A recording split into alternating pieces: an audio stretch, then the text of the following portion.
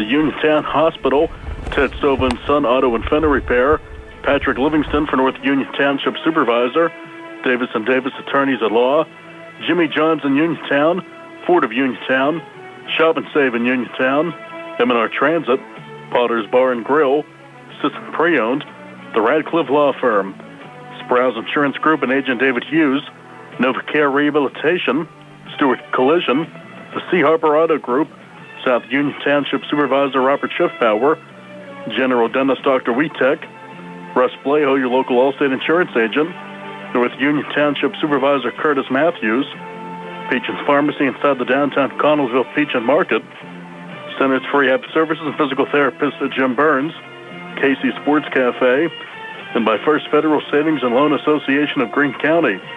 Now stay tuned for the Sprouse Insurance Group pregame show here on WMBS and on the Trib Live High School Sports Network. From a very windy Graham Sabota Field here in Greater Latrobe, it's time for high school baseball action here on WMBS, the Trib Live High School Sports Network, and Facebook Live.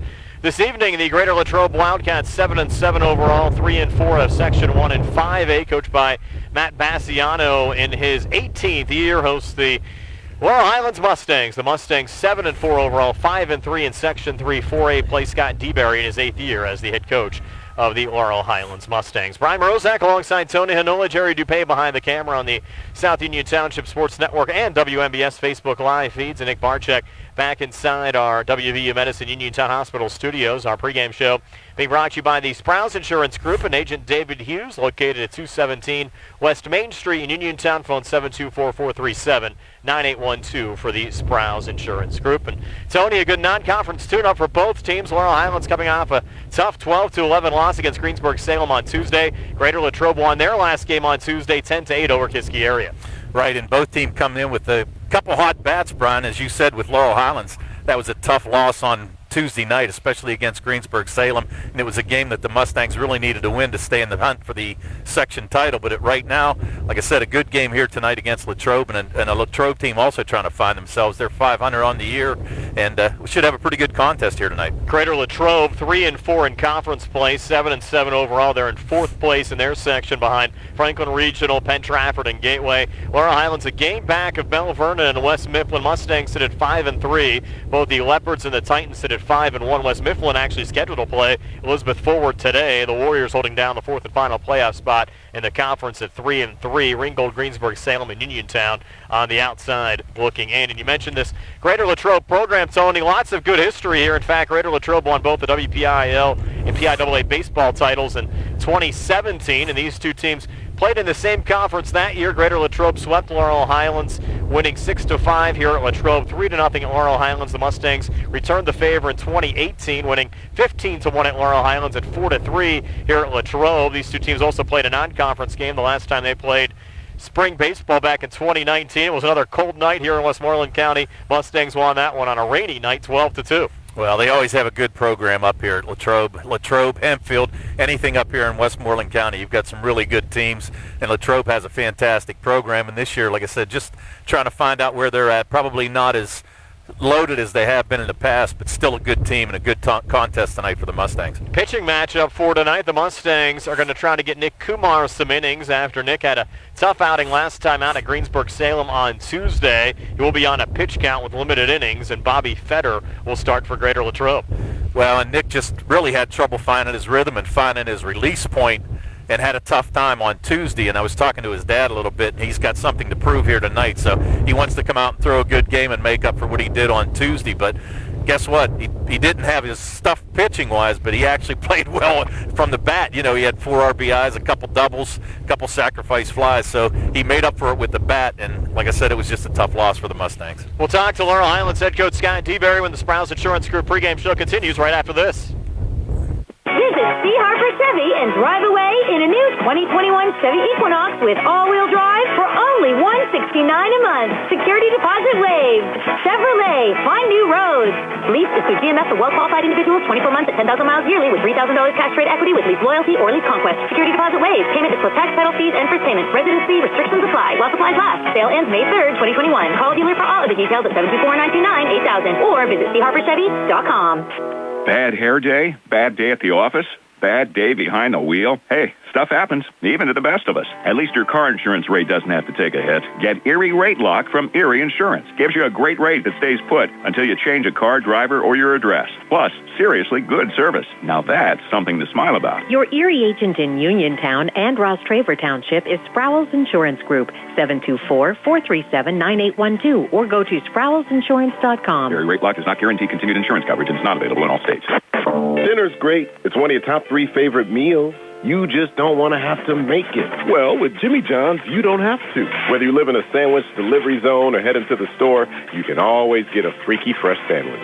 Click to order at jimmyjohns.com. Freaky fast, freaky good. Order online at jimmyjohns.com or call 724-437-6800 for delivery or curbside pickup. Jimmy John's, next to Walnut Hill. Shop and save. WVU Medicine Uniontown Hospital, in cooperation with the Fayette County Vaccine Task Force, has established a phone number for direct vaccine scheduling. Fayette County residents that would like or need a vaccine can now call 724-430-3900 between 9 a.m. and 3 p.m. Monday through Friday. Residents will be scheduled at clinics offered by providers across the county, including clinics operated by WVU Medicine Uniontown Hospital. When the call center is closed, residents are encouraged to visit FayetteCountyPA.org to complete individual registration.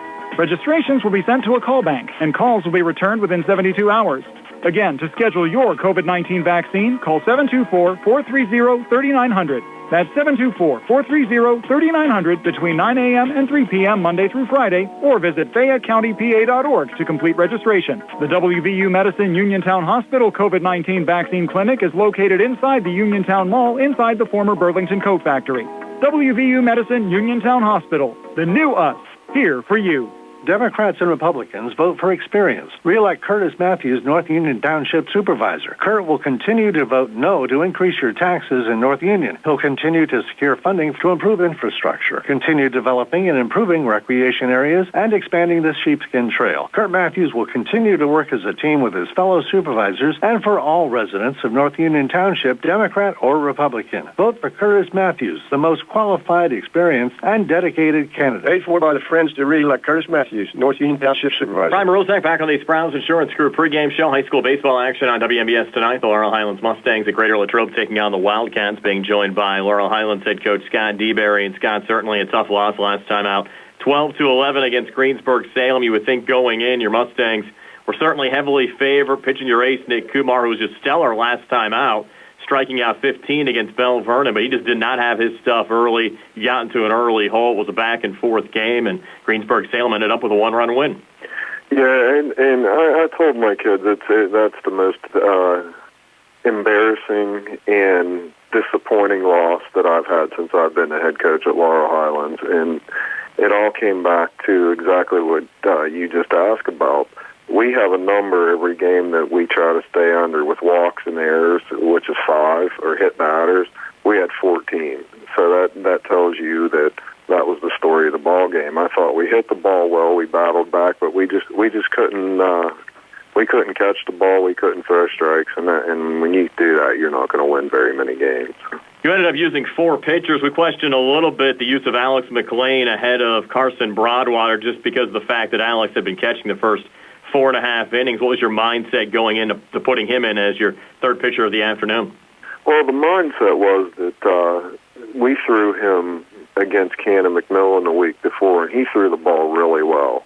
And it's really tough to ask your catcher to come in and pitch after he's caught how many innings, and it was a pretty hot day, and it kind of caught up with him. So that's why we took him out, brought Carson in. Carson battled out of the 6th inning. And, if we tie the game or go ahead, that left another dilemma. I couldn't send Carson back out there. I had to pitch somebody else. Despite the loss, you're still in the mix, 5-3 right now, a game back of Bell Vernon and West Mifflin, who both sit at 5-1 in the conference. Elizabeth Forward plays West Mifflin tonight, and, of course, you'll see the Warriors Monday and Tuesday.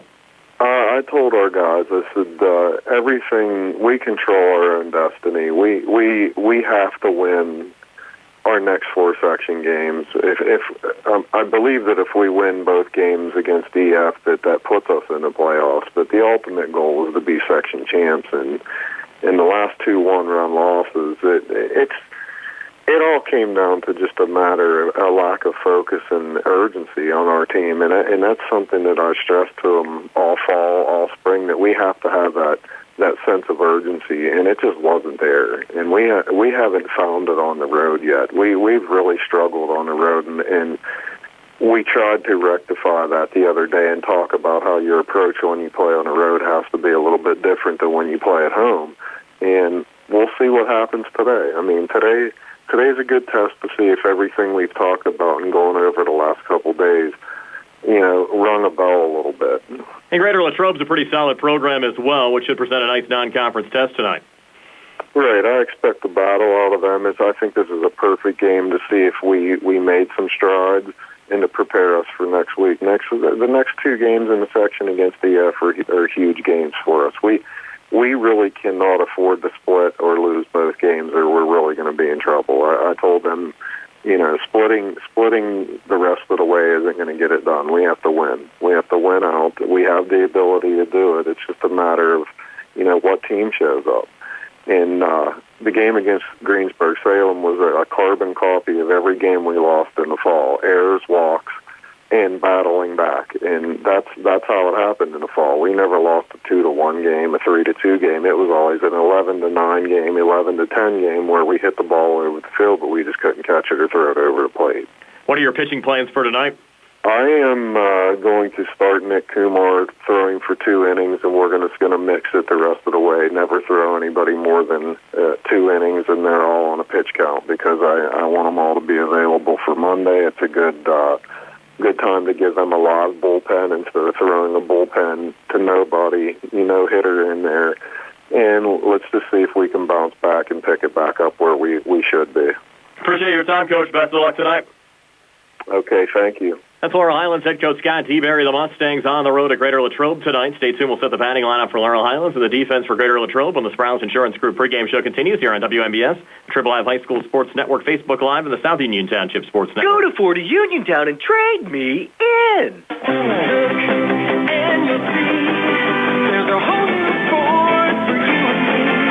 So why not drive a Ford again with a lineup of new products leading the way, like the all-new pre-collision assist, blind spot monitor of our competitors. The auto industry is changing daily. Than ever. And if you're looking to sell your car or truck, we may be able to help. Come in and see the complete line of trucks, SUVs, and Mustangs at Ford of Uniontown, a 5-time President Award-winning dealer. Top of the hill across from Applebee's. 724-425-5980 or FordofUniontown.com. It's time to drive a Ford again.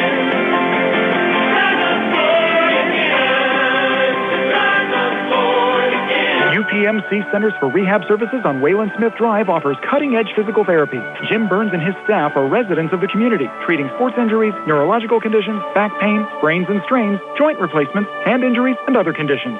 They treat you efficiently and safely by taking all necessary precautions while disinfecting the clinic regularly. All insurance accepted. Experienced therapists. Convenient location and hours. Part of the community. Call the office with a prescription from your doctor or schedule by direct access 724-437-7500. Brian Rozak and Tony Hinola back here at Greater Latrobe High School. Continues to be very windy here tonight. Wind gusts up to 40 to 50 miles an hour expected today, and a pretty steady headwind, Tony, of at least 15 to 20 miles an hour.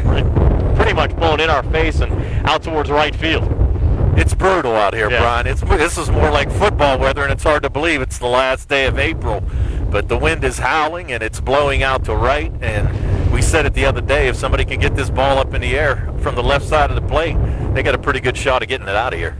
And a very bouncy sport turf surface here as well at the Graham Sabota Field. Well, and we saw that in that JV game. There was a couple shots out to right field. I actually thought they were just going to be about waist high coming up to the right fielder, and they bounced over the fence. So you really got to watch how you're playing it out there. I'm not so sure that you better keep everything in front of you and try to keep everything right there, because if not, you got a shot at it to bounce all the way out of the play. The Mustangs to bat first here in the top of the first inning. Tony, why don't you set their lineup? All right, for the Mustangs, leading off will be center fielder Caden Early. Batting second will be third baseman Braden McKnight. Pitching today and batting third will be Nick Kumar. Batting cleanup will be catcher Alex Mclean. Batting in the 5 spot will be first baseman Zach Koffler. Batting 6th, shortstop Tai Sankovic. Batting 7th, left fielder Carson D'amico.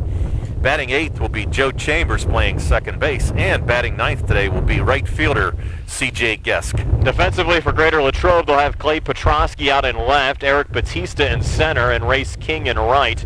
Around the horn at third, it's Vinny Amatucci playing third. Chase Sickenberger playing short, Owen Mealy playing second, and Tucker Nutt playing first. On the mound, Bobby Feder, and catching is Logan Short. I have to thank our video stream sponsors here today, M&R Transit in Uniontown and Ted Sova and Son Auto and Fender Repair. Also our sponsors on the South Union Township Sports Network as well, including the Sprouse Insurance Group in Uniontown and Agent David Hughes. United Bank, Davis & Davis Attorneys at Law. South Union Township Supervisors Robert Schiffbauer, Rick Vernon, and Jason Scott. Southwestern Gastrointestinal Specialists, SWGI in Uniontown. Zebly Mahalov and White, Uniontown Business and Bankruptcy Attorneys, and UPMC's Centers for Rehab Services in Uniontown on Wayland Smith Drive with Jim Burns as the director. We're back with hopefully the first pitch coming your way next. Greater Latrobe hosting Laurel Highlands here on WMBS, the South Union Township Sports Network, the Tribble Live High School Sports Network, and Facebook Live. I'm attorney Bill Martin of Radcliffe Law, and I've handled all sorts of workplace accident cases over the past 10 years. When you're hurt at work, your employer's main goal is to get you back to work. But you may not be physically ready to return. If you find yourself in a similar situation, call our workers' compensation team at Radcliffe Law at 724-439-3939. We'll meet with you and answer your questions at no cost. Radcliffe Law, making the law personal. South Union Township Supervisor Robert Schiffbauer wishes the best of luck to the Laurel Highlands Mustangs this season and in the playoffs. During these uncertain times, a lot of hard work goes into a successful season, and that includes the cooperation of players, coaches, and their families. South Union Township Supervisor Robert Schiffbauer commends all of those whose hard work has gone into making this a successful season. Like our local teams, Robert Schiffbauer is working hard to make life better for the residents of South Union Township. Good luck to the Laurel Highlands Mustangs from South Union Township Supervisor Robert Schiffbauer. Did you know that you have a choice for your physical therapy provider? NovaCare Rehabilitation offers same-day appointments, and oftentimes you don't need a prescription from your doctor to see us.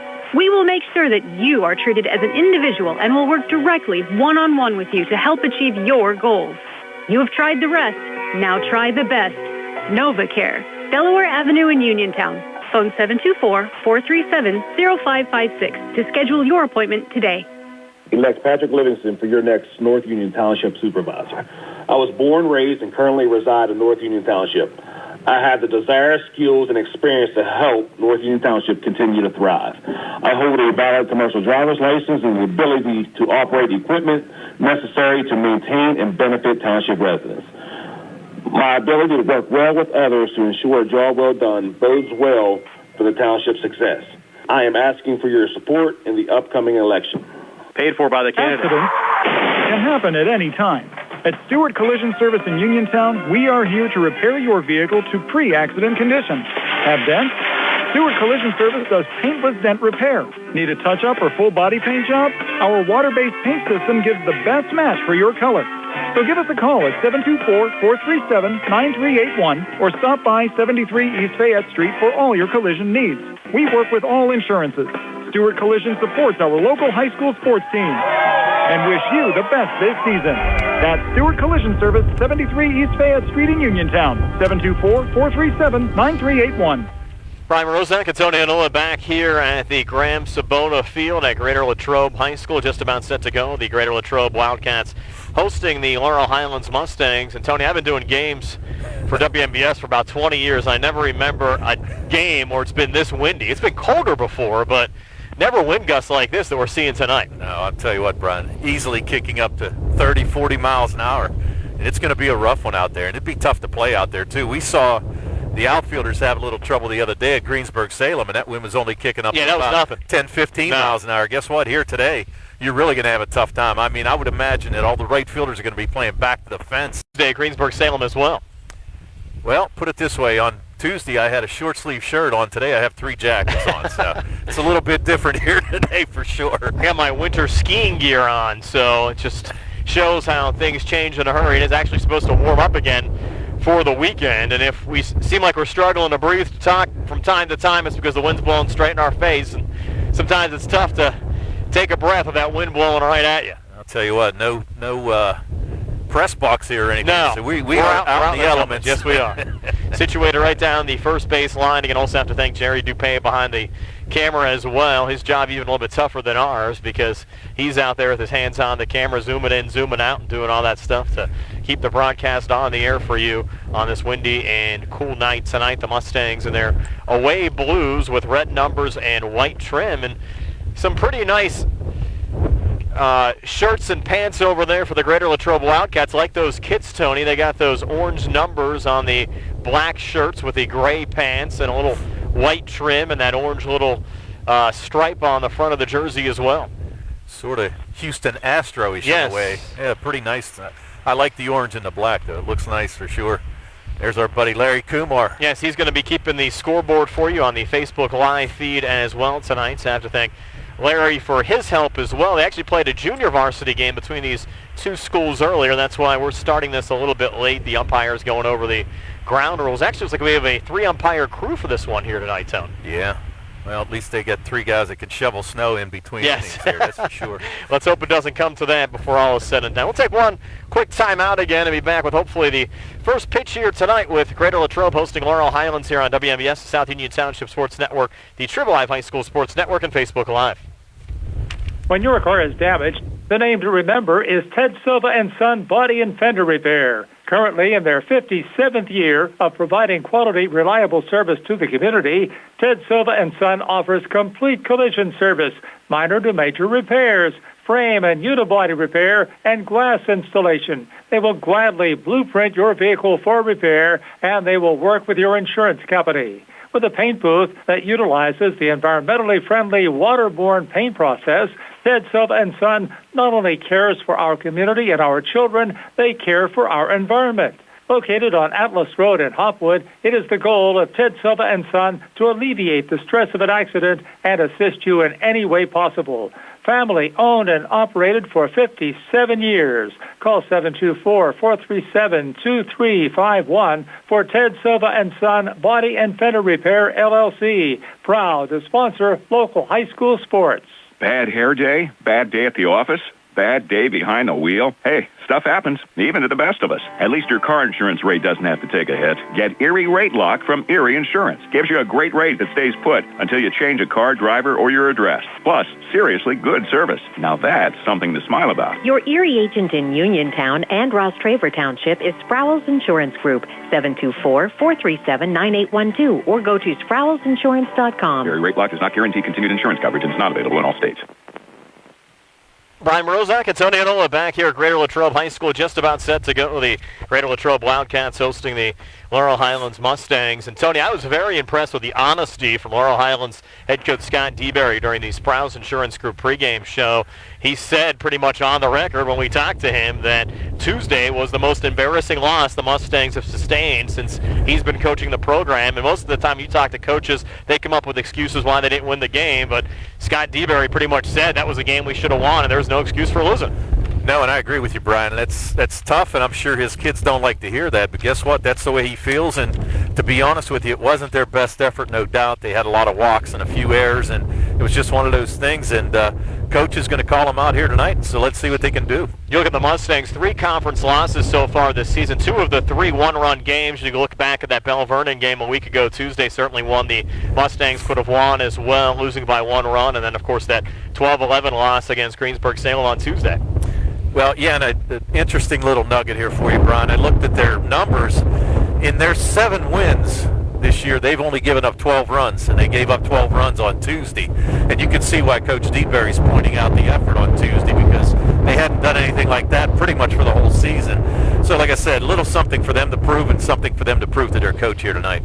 And you might even see this wind affecting the pitchers tonight. Very rarely do you ever see that. I mean, most of the time it's the guys in the outfield trying to catch the fly balls, but you try to throw a breaking ball in there, the wind might take it. It's going to be tough. I'm not so sure I've ever seen conditions like this for baseball, but it's going to be pretty rough out there. And like I said, the outfielders are going to have an extremely difficult time. And I would not be surprised to see the pitchers. I mean, first off, your hands are going to be cold. Correct. You're going to lose the grip on the ball no matter what. Caden Early stepping in. He's actually wearing a hoodie underneath that blue jersey. Again, the red numbers, little white trim. It's cold tonight here at Graham Sabota Field. And Early stepping in from the left side facing Bobby Fetter, the senior center fielder. Caden Early, and we're set to go here from Westmoreland County tonight on a cold and windy night. Fetter's first pitch, and Early drives it here on the right side, and that's a foul ball.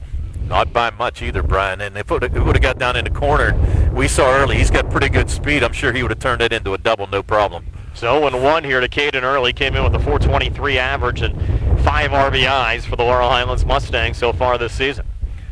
He's had a good year and had a good game the other day. Actually led off the game with a triple. And hopefully he can do that again here today to get the Mustangs jump-started. And the Mustangs had no problems getting the bats going against Greensburg-Salem. 99% of the time you score 11 runs, you're probably going to win a game. 0-1 here, Fetter to Early. And that pitch in there for a strike. And just like that, it's 0-2. Well, that's the thing. You just protect. And it's tough on the hands, too. I would imagine everybody's going to have batting gloves on here tonight. Because if not, you're going to feel the bees in your hands. Yes, you are. We're feeling them up here. In position right above first base. Now Fetter's 0-2 to Caden Early. Breaking ball, and this one chopped foul on the left side. Moves the count to 1-2. The Mustangs scheduled to play Elizabeth Ford in conference play next week. They'll host the Warriors on Monday and travel to Elizabeth Ford on Tuesday. The final conference season or conference series of the year will be Monday and Tuesday the following week on May 9th and 10th. Check that, be May 10th and 11th, I believe, against Uniontown. 0-2 again, and Early just got a piece of it. Count remains 0-2. Early, the opening batter of the game here for the Laurel Highlands Mustangs. Well, the thing of it is, Fetter came out, and he's not messing around. He threw 4 pitches and 4 strikes, and a pretty good at-bat by Early to fight off 2 really good pitches there with an 0-2 count. You think anybody here wants to make this a quick game tonight? I know 2 guys that do. Yes, for sure. Throw Jerry in, too. Yeah, make it 3. 0-2 again, and a breaking ball there, well high and outside. Here's the count out of 1-2. You've got fans bundled up, blankets and coats and hats, and it's cold up here, Brian. We got the wind socks on the mics. You can still probably hear the wind whipping through them. Another big gust blows through, and I think that actually might slow down the game a little bit because these pitchers on the mound sometimes have to take a deep breath. 1-2, another breaking ball, that one hopped, and you might not be able to throw a breaking ball for a strike here tonight. I think you're just going to see a lot of fastballs, no doubt. Plus, you know what? Throw strikes, let your defenders play, and go from there. I think it's going to be extremely tough. You've got that wind blowing, as we said, from third base side out to right field. And if you do throw a breaking ball, a lot of it's going to be on the inside, especially on a left-handed batter. 2-2, and this one chopped over to second. Tough play here, but it's made from Owen Mealy over to Tucker Knupp for the first out of the inning as Early retired 4-3. But that wasn't an easy play there for Knupp, or for Mealy, excuse me. Wasn't an easy play at all, but I tell you this much, you can see that he's really used to playing on this turf. Yes. He knew exactly what that ball was going to do. He stayed down on it, made a nice play. Had a lot of time, too. That ball got out to him rather quickly. Now Braden McKnight coming to the plate. This is also a good test for the Mustangs playing on this surface because you never know what the playoffs might hold as McKnight just got a piece of that one. Foul tip, count moves to 0-1. You might end up playing on a similar surface in the WPIL playoffs as well, and good to get a couple of games under your belt on this sport turf surface. I would agree. And we've seen it in the past. They have played a couple games on turf. 0-1 on the way, swing and a miss, and just like that, 0-2 to Braden McKnight. The junior third baseman came in with a .312 average and 6 RBIs for the Laurel Highlands Mustangs. The one game the Mustangs did play on this sports surface earlier on this year was a 6-1 loss in a conference game against West Mclean. Right. That's a beautiful complex as well, and that's the thing. Got to get used to it because that's where a lot of playoff games are. 0-2 pitch just missed there. Count now moves to 1-2. Of course, the Mustangs had a WPIL semifinal round playoff win at West Mclean 2 years ago over Franklin Regional. So they have shown that they can win on the sport turf surface over the years. Yes, most definitely. And it's a good experience for the kids as well. Like I said, some of them go on to play in college. They may see a lot of that even when they go elsewhere to play. The wind kicking up. Feder stepped off for a minute. He's back again, and that breaking ball missing inside takes the count to 2-2 now to Braden McKnight. Just underway, top of the first inning. The Laurel Highlands Mustangs and the Greater Latrobe Wildcats scoreless here from Graham Sabota Field. Yeah, and it's rough out here, Brian. 2-2, a fastball, and this one again chopped in Mealy's direction. It'll make the little toss over to Tucker and up for the second out of the inning. So two quick retirees, 4-3, as Early and McKnight both go down, and that'll bring up Nick Kumar. One thing that's rough here tonight, Brian, is these dugouts are wide open. Yes. It's not like a regular baseball field to where you have dugouts and you can kind of be blocked a little bit by the wind. This is all pretty much out in the open, so everybody's in the same boat here. Everybody's freezing. Kumar now stepping in, and he's on the mound on the opposite side for the Mustangs today. That one bounces off the plate. Count 1-0. And Kumar, senior pitcher, 500 average, 10 RBIs for the Mustangs.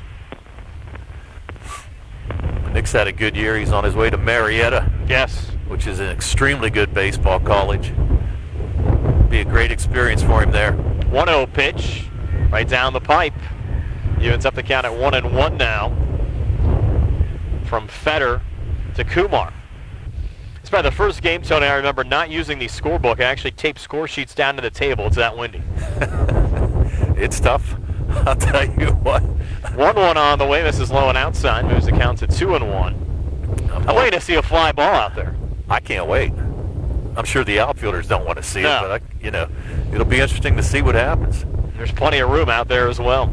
Plenty of room, and you can even see the light poster bending a little bit in the wind. 2-1 pitch, and Kumar, here you go. Fly ball deep to right center field. Could be gone. And the wind with it will take it out of the park for a solo home run. Yep. Went opposite field, hit it to the right area, and like I said, that ball just kept on carrying. There was no doubt. Outfielders actually thought they had a chance to grab it, but tell you what, Nick took that ball a long way out there. So the first home run of the season for Nick Kumar, and I believe that's the first team home run for Laurel Highlands as well this year. Comes here with 2 outs in the top half of the first inning, and Laurel Highlands striking first, leading 1-0. Yeah, and a nice shot, like I said, and a nice job of hitting too by Nick. As we said, he took that pitch the other way. The pitch was a little bit outside. He went the other way with it. As you said, just carried on out.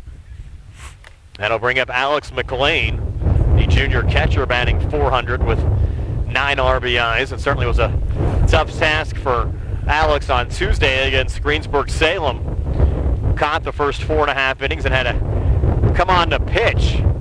But talking to Laurel Highlands head coach Scott DeBerry, he said he performed well in a similar situation against Cannon Mack, and he fouls the first pitch off here.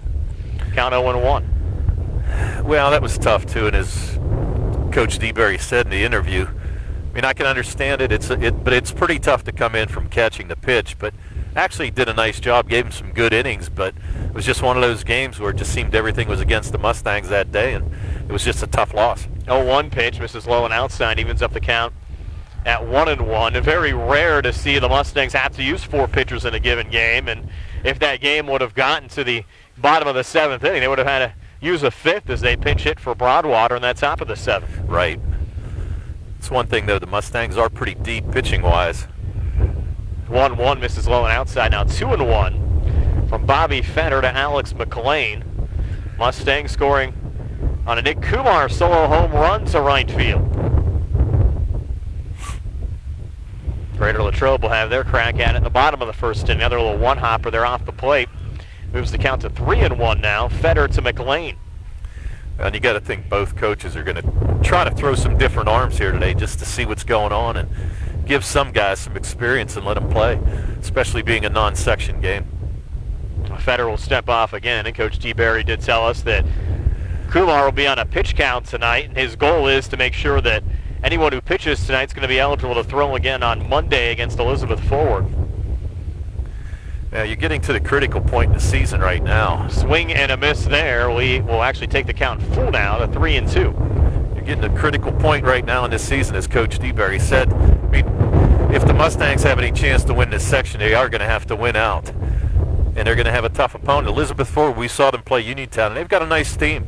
3-2 on the way, and Mclean will send that in on the left side. It's a fair ball. Mclean now rounding first, led back to the first base bag, and that ball just hung on I think with the wind actually blowing left to right, kept that ball in fair territory. Yeah, normally that ball was going to hook a lot, but as it turned out, Mclean actually pretty fortunate there to get a base hit out of it. So. Yeah, when it first came off his bat, I thought for sure it was going to be a foul ball. That's why I hesitated a little bit there, and Mclean able to get that one to drop into fair territory. The Mustangs have a base runner here with 2 outs, leading 1-0 here in the top of the first inning with Zach Koffler coming to the plate. And you got Hampy in there as a runner for Koffler as a courtesy runner.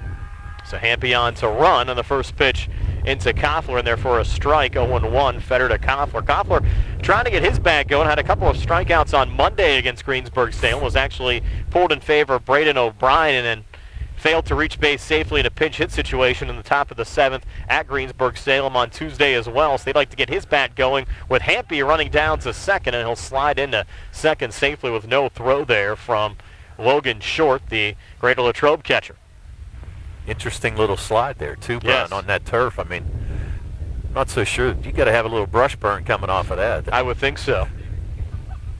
I'd hesitate to slide at first until you get accustomed to the surface. I hate to say it, he really didn't have to because there was no throw anyway. Correct. 0-2 pitch, missed low. Moves the count to 1-2. And Koffler's averaged .231, senior first baseman, 5 RBIs. Now an opportunity for number 6 here with the courtesy runner Hampy in scoring position as Fetter works from the stretch. And a 1-2 on the way, runner going again. Pitch missed, throw down to third, and he's out at third. So Hampy caught stealing to end the inning with the Mustangs score on the solo home run from Nick Kumar at the bottom of the first. 1-0 Laurel Highlands here on the CR Broadwater Group High School Sports Day. General Dentist Dr. Edward L. Wietek Jr. treats children, teens, and adults of all ages. Dr. Wietek performs all phases of general dentistry, including crowns and bridges, partials, full dentures, comprehensive orthodontics, root canals, bonded white fillings, dental implants to replace missing teeth and to stabilize loose-fitting dentures, and comprehensive exams and cleanings. Dr. Wietek is also your place to go for full mouth reconstruction if you've put off going to the dentist for too long. Visit Dr. Wietek online at www.myuniontowndentist.com to view the Smile Gallery and see some of his patients' before and after photos. See what over 35 years of experience and a practice committed to learning the latest techniques can do for you or your family. Them all on Route 40. That's 724-439-1616 for Dr. Edward L. Wietek, Jr. Brian Rozak, Tony Hinola back here at Greater Latrobe High School. Moving now to the bottom of the first inning. Laurel Highlands a 1-0 lead. Let's take a look at the Mustangs. Actually, Tony, let's take a look at the Greater Latrobe batting lineup. All right, leading off for Latrobe will be catcher Logan Short. He'll be followed by shortstop Chase Sickenberger. Batting third will be Vinny Amatucci, the third baseman. Tucker Knupp, the first baseman, will be batting cleanup. Clay Petrosky, left fielder, batting fifth. Eric Batista, the center fielder, batting sixth. Race King, the right fielder, will be batting seventh. Landon Carnes will be DHing for the pitcher Bobby Fetter in the 8th spot. And Owen Mealy will be batting ninth, and he's playing second base today for the Wildcats. Never remember a game where it's been this hard to talk with the wind blowing in our face. Defensively for Laurel Highlands, Carson D'Amico in left, Caden Early in center, C.J. Gesk in right. Around the horn, Braden McKnight playing third. Playing short for Laurel Highlands today will be Tai Sankovic. Joe Chambers playing second. Zach Koffler playing first. Again, Nick Kumar on the mound. And Alex Mclean catching. And Nick set to go. I think this is an important outing, even though it's going to be a short outing for Nick. Just try to bounce back after that tough performance against Greensburg-Salem, and he finds the strike zone on the first pitch to the junior catcher, Logan Short. Like I said, I talked to his dad earlier before the game, and that's what he said too. He just struggled with the mound and struggled with finding his slot to release. Really wasn't throwing bad, threw hard, but just couldn't find the strike zone, and really didn't miss by much. That he had a lot of close pitches as well, Brian, but just couldn't find it. And you just have one of those days. Last one got away from Nick, so the count now 1-1 to Short, who again came in with a .444 average and 5 RBIs, and Short gets a piece of this one.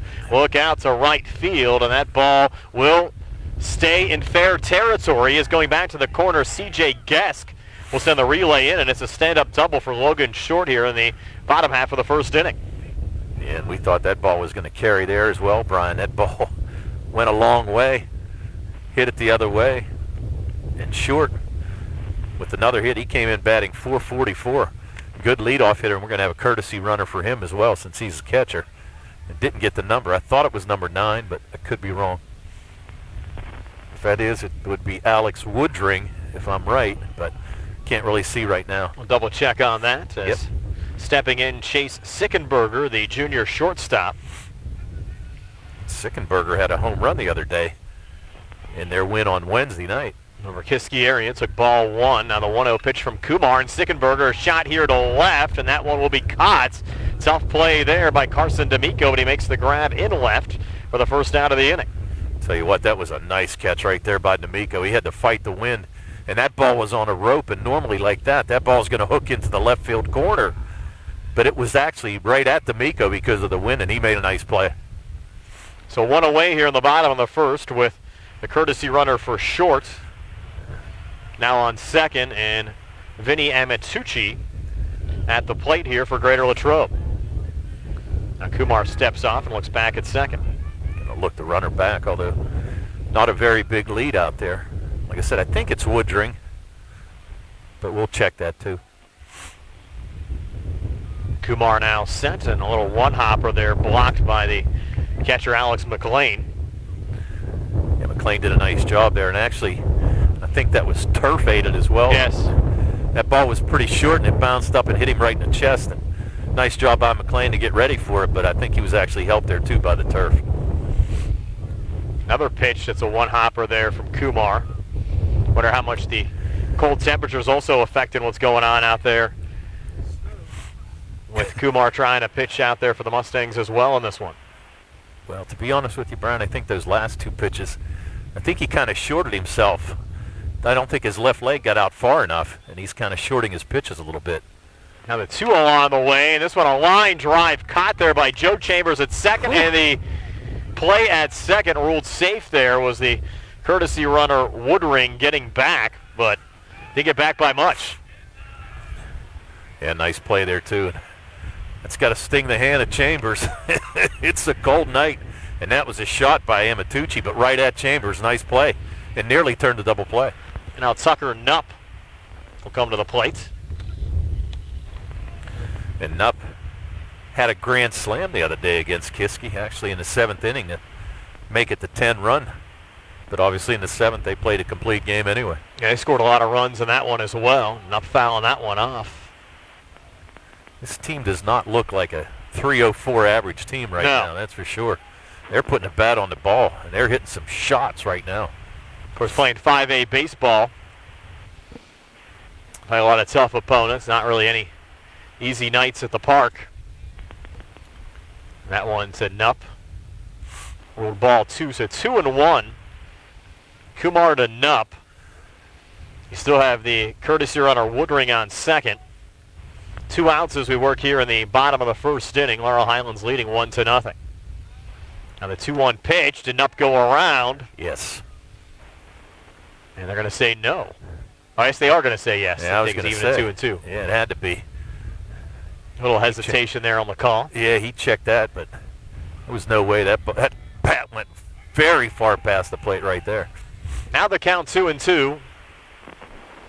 Kumar to Knupp. And time called there by the batter Knupp. Yeah, Knupp kind of stepped out on him, and the umpire gave him the time. And actually fortunate for Nick, because that pitch was a little high and wide. This will be a good start for him and build a little bit confidence too, because like I said, if he can get out of this inning, strand that runner at second base. Now the 2-2 on the way. That pitch is missing low on another fastball. Takes us full to 3-2. And it didn't miss by much. Pretty good looking pitch. The Mustangs really have played well at home so far this season, Tony. It's just been when they've gotten on the road, had a loss at Connellsville in a non-conference game. Of course, the conference losses against Bell Vernon, Greensburg, Salem, and West Mifflin as well. Runner going, 3-2 pitch, misses low for ball 4. And interesting there. He tried to throw a breaking pitch on the 3-2 count. And actually the Courtesy runner Woodring made it to third base. So now you get runners on the corners with 2 outs. Still working here in the bottom of the first inning. Laurel Highlands leading 1-0 on a Nick Kumar solo home run to right in the top of the first inning. Now Clay Petrosky, the senior left fielder, coming to bat here for Greater Latrobe. As Tony said, runners on the corners. Kumar's first pitch was high and inside, and going down to second with no throw there is an up. And that's one of those things. You get runners on the corners in high school. It's rare that they're going to try to throw the ball to second base to get the out. Even with 2 outs, you don't see too many throws going down there. Now 2 in scoring position here for Latrobe. And the 1-0 pitch here to Petrosky right down the middle for a strike. Evens up the count at 1-1. Now see, this is a situation where Nick struggled the other day against Greensburg Salem. I'd like to see him pitch from the windup. It's really not going to make that much of a difference with 2 outs. But I'd like to see him pitch from the windup here rather than stretch. He seems to be more confident from the windup position. So just interesting that he's still working out of the stretch position. Last pitch missed high and inside. Count now 2-1 from Kumar to Petrosky. And that one, another little one-hopper. And the walks, of course, got to Kumar against Greensburg Salem on Tuesday on the road as well, Tony. Right. Yeah, and it was just one of those things. And like I said, it's just a little bit different whenever he's pitching from the stretch. Now the 3-1. Fastball misses low for ball 4. So now back-to-back walks issued by Kumar to Nupp and Petrosky to load up the bases here in the bottom of the first inning. Laurel Highlands still on top 1-0. And you go back to Tuesday. Remember, Nick was pulled after 5 walks after pitching an inning plus in that contest. And the first pitch here to Eric Batista, swing and a miss there from the sophomore center fielder, takes the count to 0-1. Yeah, and a nice pitch there by Nick. Just threw a little giddy up there, and Batista just a little slow in catching up. 0-1 as Nick tried to take a little bit off that one. Batista fouls it off, and just like that, 0-2. And this would be huge for Laurel Highlands to get out of this bottom of the first inning with no damage being done, with the Wildcats having the bases loaded. Now the 0-2 pitch. That's right down the pipe. Nice fastball there from Nick Kumar to strike out Batista. And that'll do it for the bottom of the first inning as the Wildcats strand through out of the top of the second. 1-0. Laurel Highlands over Greater Latrobe here on the CR Product Group High School Sports Day. Looking for the highest quality products at the lowest prices? Shop and save on Walnut Hill and Uniontown has the widest selection of brands and the freshest offerings around. They specialize in your family's grocery needs. Save big and sign up for the Shop and Save Perks card to get money-saving benefits and discounts on gas. Shop and save. Walnut Hill Road, Uniontown, open 7 a.m. to 10 p.m. every day. Working hard to offer you the best at Shop and Save because it's the just right thing to do. Visit C. Harper Chevy and drive away in a new 2021 Chevy Equinox with all-wheel drive for only $169 a month. Security deposit waived. Chevrolet, find new roads. Lease is through GMF for well-qualified individuals, 24 months at 10,000 miles yearly with $3,000 cash trade equity with lease loyalty or lease conquest. Security deposit waived. Payment is plus tax, title fees, and first payment. Residency restrictions apply while supplies last. Sale ends May 3rd, 2021. Call a dealer for all of the details at 724-929-8000 or visit CHarperChevy.com. With the rest of the world, Peachin Pharmacy is following the developments of the COVID-19 pandemic. Your safety is a priority at Peachin Pharmacy. For prescriptions, you have many options. Peachin's offers free delivery, free mail, and curbside pickup. If you come into the store, Peachin's follows all of the CDC and state safety recommendations. As always, if you have concerns about your medications, call 724-626-9600 or visit Peachin Pharmacy inside the Peachin Market in Connellsville or online at peachinpharmacy.com. Back here at Greater Latrobe High School, Brian Morozak along with Tony Hinola and Jerry Dupay. Nick Barczyk back inside our WVU Medicine Uniontown Hospital studios. Nice to have you along with us for a Friday night of high school baseball action. Reminder, we're back with you on Monday, weather permitting, at Laurel Highlands High School. Looking at the forecast for next week, Tony. A lot of rain in the forecast. Not good news. Just trying to get some high school baseball games in. We'll see what all pans out next week. And it'll be Zach Koffler, Tai Sankovic, and Carson D'amico due up here for Laurel Highlands in the top of the second inning. Remember, Koffler was at the plate when the courtesy runner Hampy got caught stealing third in the top of the first inning. Right. Again, Koffler batting .231. He had a couple of strikes on him, didn't he, Tom? Yes, he did. Had a couple strikes, and Hampy tried to steal third and just couldn't make it. Well, swing and foul off the first pitch here from Bobby Fetter. And the count at 0-1. I had Fetter at 26 pitches in that first inning. And you'd have to think that Greater Latrobe probably using a similar strategy that Laurel Highlands is here today, trying to use multiple pitchers here in this non-conference game, just with conference action back on the docket Monday and Tuesday of next week, as Fetter misses there a little low as that ball actually one-hopped off the plate there to Koffler, even at the count at 1-1. Yeah, the thing of it is, Brian, you don't want to throw too much here in this kind of wind and this kind of cold. This is when you can have some arm problems. 1-1 pitch in there for a strike. Now 1-2 to Zach Koffler. Yeah, I think you're probably going to see about 3 pitchers, maybe even 4. Out of both of these teams. Yes. To watch the defensive changes as well when the pitching changes are made and Koffler goes down. So the struggles continue for Zach Koffler as he goes down and 1 out here in the top of the second inning. And that's the first strikeout for Fetter today. First strikeout for the Mustangs. That's going to bring up shortstop Tai Sankovic. Batting .333 with 5 RBIs. Batting from the left side. His brother Travis continues to play well down at Marshall.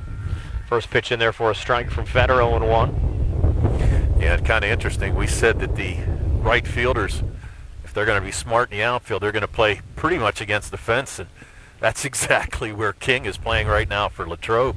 Especially against the lefty Sankovic, who's likely to hit it that way. And another nice breaking ball called a strike there from Fetter, and just like that 0-2 to Tai Sankovic. Right, and that's what we said. You get that ball up in the wind here tonight, you got a pretty good chance to trot around the bases.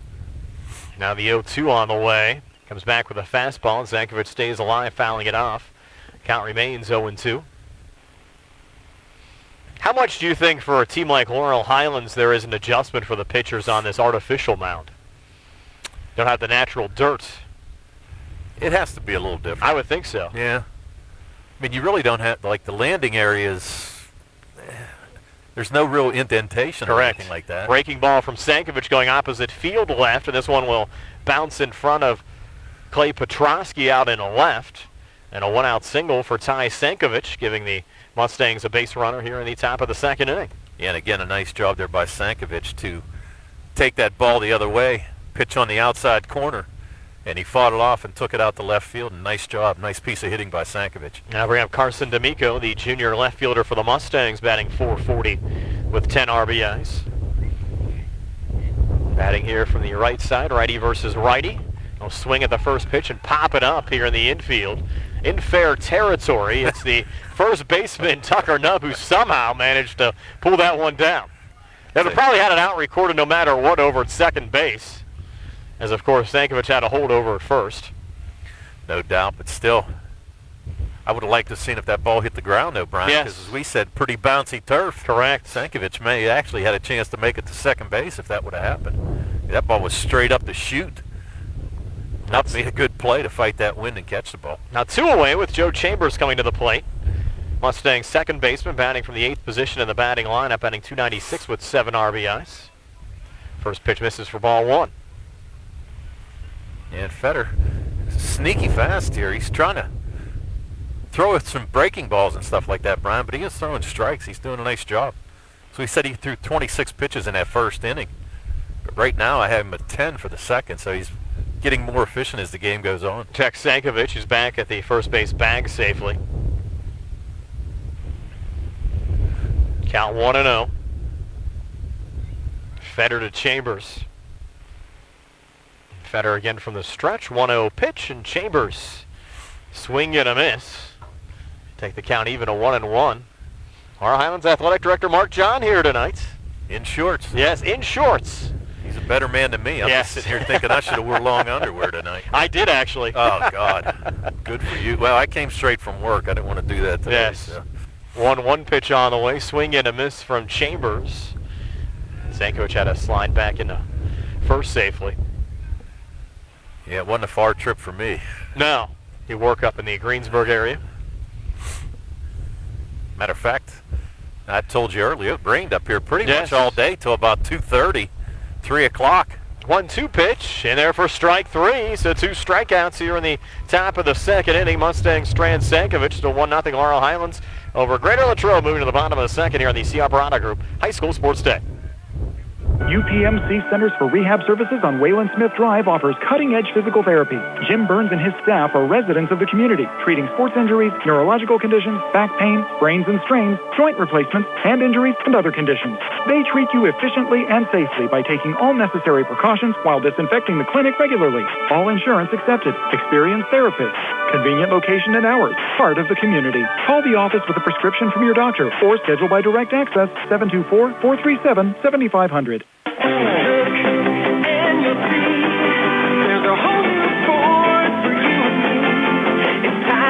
Derby's Riverside Ford is pleased to announce that we have once again been awarded Ford Motor Company's highest honors for 2020, the Ford President's Award. In order to achieve this award, dealers must exceed customer expectations every day and achieve the highest levels of performance. The pursuit of excellence requires passion, tenacity, and hard work in both sales and service. The Thurby family and our employees would like to thank our customers for scoring us the highest in the Pittsburgh region for customer satisfaction. The Thurby family has earned the prestigious President's Award 20 times. No other Ford dealer in the tri-state area can claim this milestone. Remember, victory is achieved each time a customer translates into a lifelong relationship, and that's a celebration of excellence. Please stop by Thurby's Riverside Ford and experience the difference. Back here at Greater Latrobe High School, Brian Morozak along with Tony Hanola. It's Race King, Landon Carnes, and Owen Mealy for Greater Latrobe here in the bottom of the second inning. Laurel Highlands leading 1-0. Count 0-1. And a little one-hopper there from Kumar. Evens things up at 1-1. And you can see, too, that Nick's having a little trouble with the mound, as you mentioned. Tough to find a landing spot on the turf like that. 1-1 now to King. Hitter 7, 8, 9 for Greater Latrobe here in the bottom of the second. And King, a nice shot here to left center field. That one will drop in between Caden Early and Carson D'Amico. It's Early with a relay in, but a leadoff single for Race King here in the bottom of the second inning for the Greater Latrobe Wildcats. Yeah, and the second hit today. Leadoff hitter Logan Short had that double to start off. So Latrobe, all of a sudden with the first base runner on here in the bottom of the second inning, and that's going to bring up Carnes, coming in with a .455 average, 1 home run, 9 RBIs. That play was pretty close over there at first. As they check Race King. King looked like he might have been leaning a little bit there. Carnes batting for the pitcher Bobby Fenner here tonight. And he'll take the first pitch for strike 1 from Nick Kumar. Koffler holding the runner on. So it gives Carnes a pretty nice hole here on the right side of the infield. And the Wildcats stranded 3 in that bottom of the first inning after Short's double. Nupp and Petrosky both walked. But the Mustangs getting a big strikeout from Nick Kumar as he struck out Eric Batista to end the inning. So no damage done, and still 1-0 Laurel Highlands. 0-1 pitch here, fouled off. Takes the count now to 0-2 to Landon Carnes. Nobody out, but the Wildcats a base runner here in the bottom of the second inning. Well, Nick, this would be a nice out here. Get to the bottom of the order and get to Mealy, who's yet to have a hit this year for Latrobe. Now the 0-2 pitch on the way. Breaking ball, just missed low. Takes the count to 1-2. Pitch did not miss by much right there. It was a nice breaking pitch by Nick and a good waste pitch. Got him. Throw over to first, and that one got away from Zach Koffler. King thought about going down to second, but not much room here on the near side. Now, fortunately, Koffler got a glove on it. I actually thought he was leaning a little bit. I think if that throw would have been caught, tag might have been slapped on. He might have been out right there. It's got a nice lead at first. 1-2 pitch on the way. Swing and a miss. Strike 3. Big time strikeout there for Nick Kumar. His second of the night, and one away here in the bottom of the second inning with Owen Mealy coming to the plate.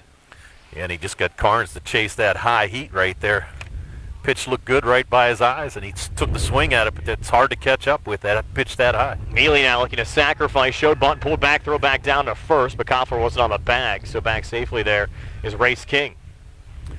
See, that's a play right there where you got to watch. I mean, you had Koffler charging for the bunt, And Mclean's trying to pick him off at first base, but really, that's a tough play for Koffler, even to try to catch the ball as he's charging. Count 0-1 from Koffler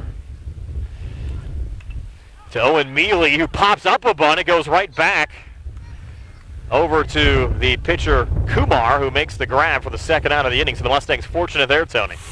Fortunate, and not a very good bunt by Mealy. That's a fastball, and it was a little bit high. Kind of dropped his bat a little bit. And we saw that the other day, too, against Greensburg-Salem. Just having a tough time getting the bunt down there by Mealy, and a nice play by Kumar to come off and field his position off the mound. 2 away, and Logan Short coming to the plate. Again, Short batting .444 with 5 RBIs. Had that big double to right field to lead off the bottom of the first inning and take strike 1 here against Nick Kumar. And Short gave that ball for a ride. As you said, coming in batting .444. Nick again from the stretch, 0-1 pitch, and Short with another nice shot deep to right. Goes over the head of C.J. Gesk, and it's a book rule double. So in a way, that's a fortunate break for Laurel Highlands, as King will have to stop at third. And Short back-to-back doubles in the first and second inning, both to right field. And now for the second straight inning, the Wildcats with a couple of runners in scoring position here with 2 outs in the inning. Let's see if Kumar can get out of another jam. And I'm trying to get to my stats here, but my hands are cold. It's all right. I know, it's tough. I got some of them written down. Sickenberger batting .298 for Greater Latrobe. He flew out to left field first time up. No, he'll take the first pitch here for strike 1, 0-1. I'm going to go back to Short. Short came into this game with 17 hits, and 8 of those hits were extra base hits, 6 of them doubles. Plus, he also got walked 13 times. Sickenberger, when chasing there, sorry, Tom. No, you talk about a leadoff hitter that can get on base. You figure 17 hits, 8 extra base hits, and now, I mean, right now he's 19 hits and 10 extra base hits. So, guy can get on base and does a nice job from the leadoff spot. And the best part is he's only a junior, so he'll be back here at Latrobe next year. 0-2 pitch, missed just a little low. Count now 1-2. Wildcats runners on second and third. Laurel Highlands up 1-0. Breaking ball there from Kumar, again fouled off from Sickenberger. Count remains 1-2. See, I tried to come up with nuggets for you here today, but then Mother Nature correct. I can't get to it, so. Yeah, I don't have most of my normal info in front of me either. It's too windy. 1-2 pitch, swing and a miss. Strike 3 for the second straight inning. Nick Kumar gets out of a jam with a strikeout to end the inning. The Wildcats have now stranded 5 runners through 2 innings. Laurel Highlands a 1-0 leader back at the top of the third right after this on the C. Harper Auto Group High School Sports Day. Visit C. Harper Chevy and drive away in a new 2021 Chevy Equinox with all-wheel drive for only $169 a month. Security deposit waived. Chevrolet, find new roads. Lease is through GMF for well-qualified individuals, 24 months at 10,000 miles yearly with $3,000 cash rate equity with lease loyalty or lease conquest. Security deposit waived. Payment is plus tax, title fees, and first payments. Residency restrictions apply. While supplies last. Sale ends May 3rd, 2021. Call a dealer for all of the details at 724-929-8000 or visit CHarperChevy.com. Hi, I'm Russ Flaho, your local Allstate agent. The number 21 has always had a special meaning to me. When I was young, it meant reaching adulthood. As a lifelong Pirates fan, the number 21 meant one thing, the great Roberto Clemente. 3,000 hits, MVP, World Series hero. But more than that, a great humanitarian who will always be remembered for losing his life in a rescue mission to help those in need. And now, the number 21 represents my 21st anniversary as your local Allstate agent. I would like to think that, like Roberto, I know the importance of community involvement as well as helping neighbors. Over the past 21 years, my staff and I have committed ourselves to learning about our customer needs and personalizing protection for them. From bundling auto, home, and life insurance with ease to evaluating optional coverages based on their protection needs. Are you in good hands? Call me, Russ Flaho, at 724-439-9700 or stop by my office on Lebanon Avenue today for a free quote. Back here at Graham Sabota Field at Greater Latrobe High School, 1-0. Laurel Highlands Mustangs lead the Greater Latrobe Wildcats as moved to the top half of the third inning. Brian Morozak along with Tony Hanula, Jerry Dupay behind the camera, Nick Barczyk back inside our WVU Medicine Uniontown Hospital studios, and Larry Kumar helping us out with our scoreboard here today as well on a very chilly Friday night. And Tony asked me during the last commercial break, how much would I give for a cup of hot chocolate right now? I would give You said 5. I got news for you. It'd be a lot more than that right now, man. Fetter's first pitch missing there to C.J. Gesk. It's Gesk, Early, and McKnight. Hitters 9, 1, and 2 for the Mustangs here in the top of the third. Normally we're talking about, in baseball season, we're talking about like an adult sports drink. But yes. Right now, man, I could go for a hot chocolate. Anything that'll warm you up. Ooh. Count out 2-0 to C.J. Gesk, who came in with a .556 average in limited at-bats. 7 RBIs already for the sophomore right fielder. He's done a nice job when he's gotten an opportunity to play this season. Swing and a miss there, though, from C.J. Just a little bit out in front of that. That was an off-speed pitch. Almost looked like a circle change that Fetter threw, and Gesk a little bit out in front of it. I think he was looking for the fastball. I think Laurel Highlands will be using Carson Broadwater on the mound to start the bottom of the third inning, and that one fouled off by C.J. Look out, Tony. You got to play on it, but over your head. I got no range. We do have to thank the athletic department here at Greater Latrobe High School. They ran a nice power court out for us, had a table and chairs ready for us, set us up nice. And actually, I was looking for did you see the AD? I did not see him, no. Okay. I wanted to thank him, and there's a rip from C.J. Gesk, and that's going to drop in for another hit. And it's a relay here from Batista coming in, but C.J. Gesk, a leadoff single here to start the top half of the third inning for the Laurel Highlands Mustangs. Yeah, I was asking because he's a friend of my son's. Okay. Yeah, he's actually stayed at my house before. I wanted to check him out and see what was happening. He just got named. He's going to be the AD starting, June 1st, I think it is. So, yep. Caden Early batting here from the left side. Swings at the first pitch. Grounder here to Mealy, who will get the force out at first to Tucker Nups. He goes 4-3, but Gesk advances down to second. So he gets in a scoring position with one out here in the top of the third inning with Braden McKnight now coming to the plate. So Early, a couple of 4-3s on your book. Yes, sir. That's what the third assist. Yes. For Mealy here tonight. He's playing been a busy. nice second base. Yes. Lefty McKnight now coming to the plate. As Fetter works from the stretch, first pitch swinging again, goes right back to Fetter, and he'll underhand it over to Tucker Nupp at first, and advancing down to third now is C.J. Gesk. So that goes 1-3 for the second out of the inning. Kind of interesting that I thought Fetter might have looked back to see if Gesk was going. I think if he would have went to third, he probably would have had a play.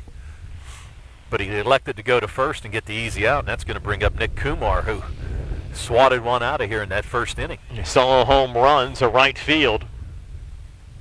First home run for Laurel Highlands this year. I'll take the first pitch high for ball one. Yeah, it's one of those things, you get into high school ball, and it's tough to, you play in March, April when it's a little chillier, the ball doesn't carry as well, so you don't see as many home runs as you used to in the past. Now the 1-0, Nick chopping that one foul. Actually hit him in the batter's box. Count now even at 1-1. It's at least the sun's out. Yeah, for now. It's beginning to set off to our left. Yeah, nice view of the Laurel Highlands Mountains in the background. Yeah, well, look up there tomorrow. It might be snow. Yes. Frost warning overnight. Count out 2-1 as that last pitch missed to Nick Kumar. We're envious of Nick Barnchek staying warm back in our WVU Medicine Uniontown Hospital studios tonight. Probably a little fire going. 2-1 pitch a little low. Now 3-1. Making s'mores. Nick Kumar. I'm sure he probably is. S'mores on company time. Jim Morgan always used to talk about getting the fireplace going in the mornings. Nick probably has it going in the evening right now. I don't blame him. I don't think he has a Studebaker pickup truck, though, like Jim Morgan. 3-1 pitch on the way to the breaking ball, and Kumar rips this one to left center field, but it's caught by Batista for the final out of the innings. A line drive. Good eye on it from Eric Batista. Kumar retired. Mustangs strand Gesk, but still lead it 1-0, heading to the bottom of the third here on the CR Parada Group High School Sports Night.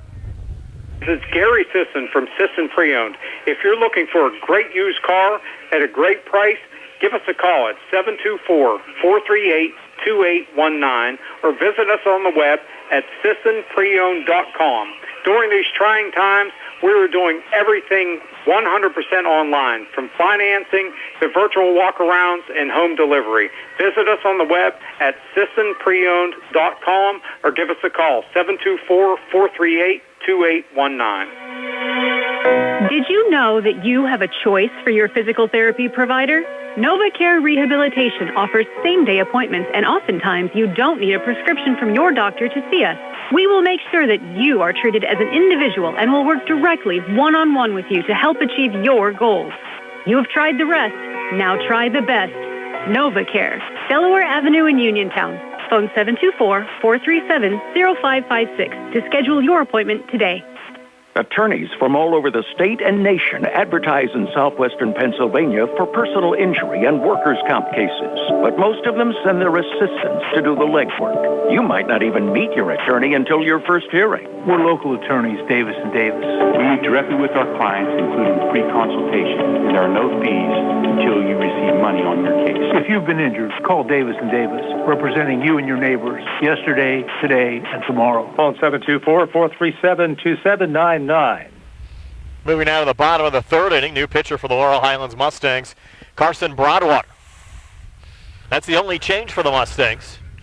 I think they're going to have Kumar as the DH the rest of the way. Yeah, I think you're correct. Tough to take that bat out of the lineup, that's for sure. And a good outing by Nick.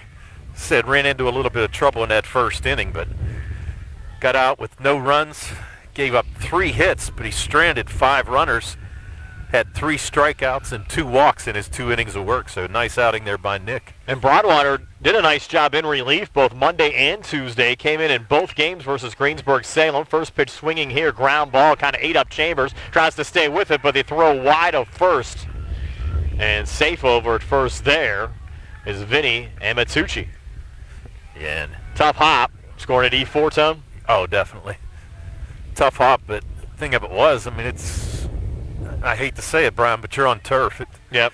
You know, it was one of those things. It came up a little bit, but I just think he wasn't used to it, really, with the top spin on that ball. So Amatucci at first now. Tucker Knupp at the plate. First pitch there, breaking ball in there for a strike from Carson Broadwater. Knupp walked first time up, playing first base here today for Greater Latrobe, senior in the Wildcats lineup. And again, leadoff runner on for the Latrobe Wildcats. They've done that in all 3 innings so far. Now just missing from Broadwater, evens up the count at 1-1. Broadwater to Knupp. Now he'll throw over to first. Not much of a lead there from Amatucci. Not at all. Latrobe, not a whole lot of stolen bases either as a team. So you wouldn't expect Amatucci to run. This one chopped, going right back to Broadwater. Makes the throw over to first in time to Zach Koffler to retire Tucker Knupp 1-3 for the first outs of this bottom half of the third inning. And a nice play by Broadwater to come off the mound and field his position. Took his time. Made a nice throw to get Knupp. And that's a big out right there. As we said, Knupp came in 1 home run, but 20 RBIs on the season. Clay Petrosky now at the plate. He also walked back in the first inning. He takes strike 1 here from Carson Broadwater. Counted 0-1.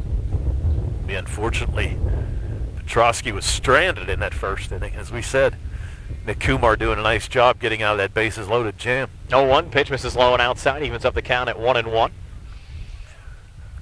Let's say hello to Carson D'amico and Bobby Ruggieri, both checking in on our Facebook Live feed tonight. Say hi to Santa Claus, too. I think he's coming tonight. 1-1 pitch on the way. Misses a little low. 2-1 now to Clay Petrosky. Yeah, this is probably the coldest baseball game I can remember, Brian. We did one at Southmoreland. I think I worked with a professor, and we were down into the 20s. Wow. That was the game that I think we got in a little trouble for questioning. They didn't have the 100 pitch rule at the time. Gotcha. And I think Laurel was up by about 8 or 9 runs. They left this kid from Southmoreland out for about 150 pitches. Kind of felt bad for him on a 28-degree day. Yeah, that would do it. Yes. I don't think they were too happy that we questioned leaving him out there for so long, but hey, it happens. It's a high school kid. Yes. What are you going to do that for, you know? Count 2-2 now. Don't keep him out there in that kind of weather. That's tough. That was at least 10 years ago.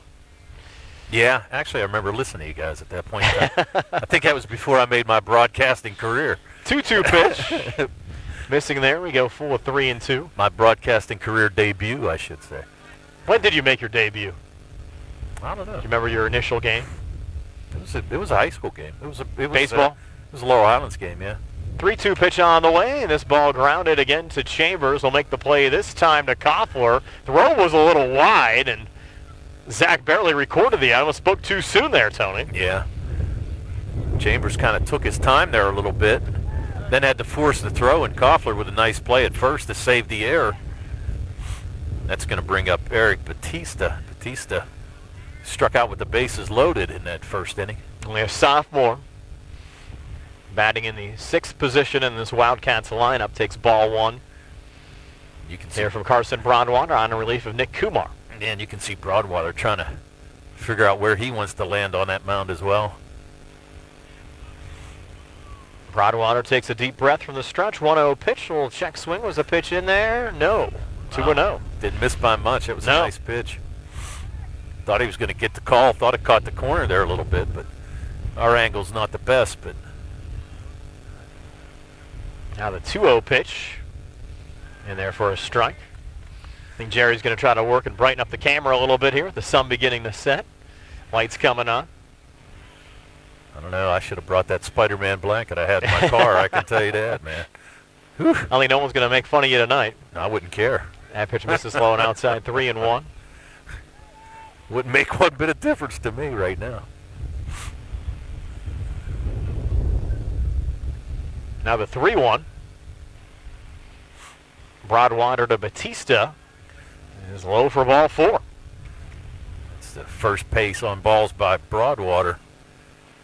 And I would imagine that first pitch you're going to see Batista running. Because as we said, you get to that point, it's going to be, I can't imagine that Mclean's going to make the throw down to second base. So it's really going to be a free base for Batista to get into scoring position. Oh, we saw the Wildcats strand 3. They loaded the bases when the first inning ended, and they left runners on second and third to end the second inning, and now they have runners on the corners here with 2 outs in the bottom of the third, still trailing 1-0. And again, King at the plate, and you called it there, Tone. Down to second goes Batista. No throw, so another inning with 2 runners in scoring position with 2 outs here for the Wildcats. And they've stranded 5 already. 3 in the first and 2 in the second. Next pitch on the way, hard ground ball right at Chambers again, and he'll make the throw this time to Zach Koffler to end the inning. So through 3 innings, the Greater Latrobe Wildcats have stranded 7 runners. It's 1-0 Laurel Highlands over Greater Latrobe here on the CR Product Group High School Sports Night. Mom Maruka's Pizza Shop, located at 64 Barton Mill Road in Uniontown, is your prime place to enjoy local high school sports.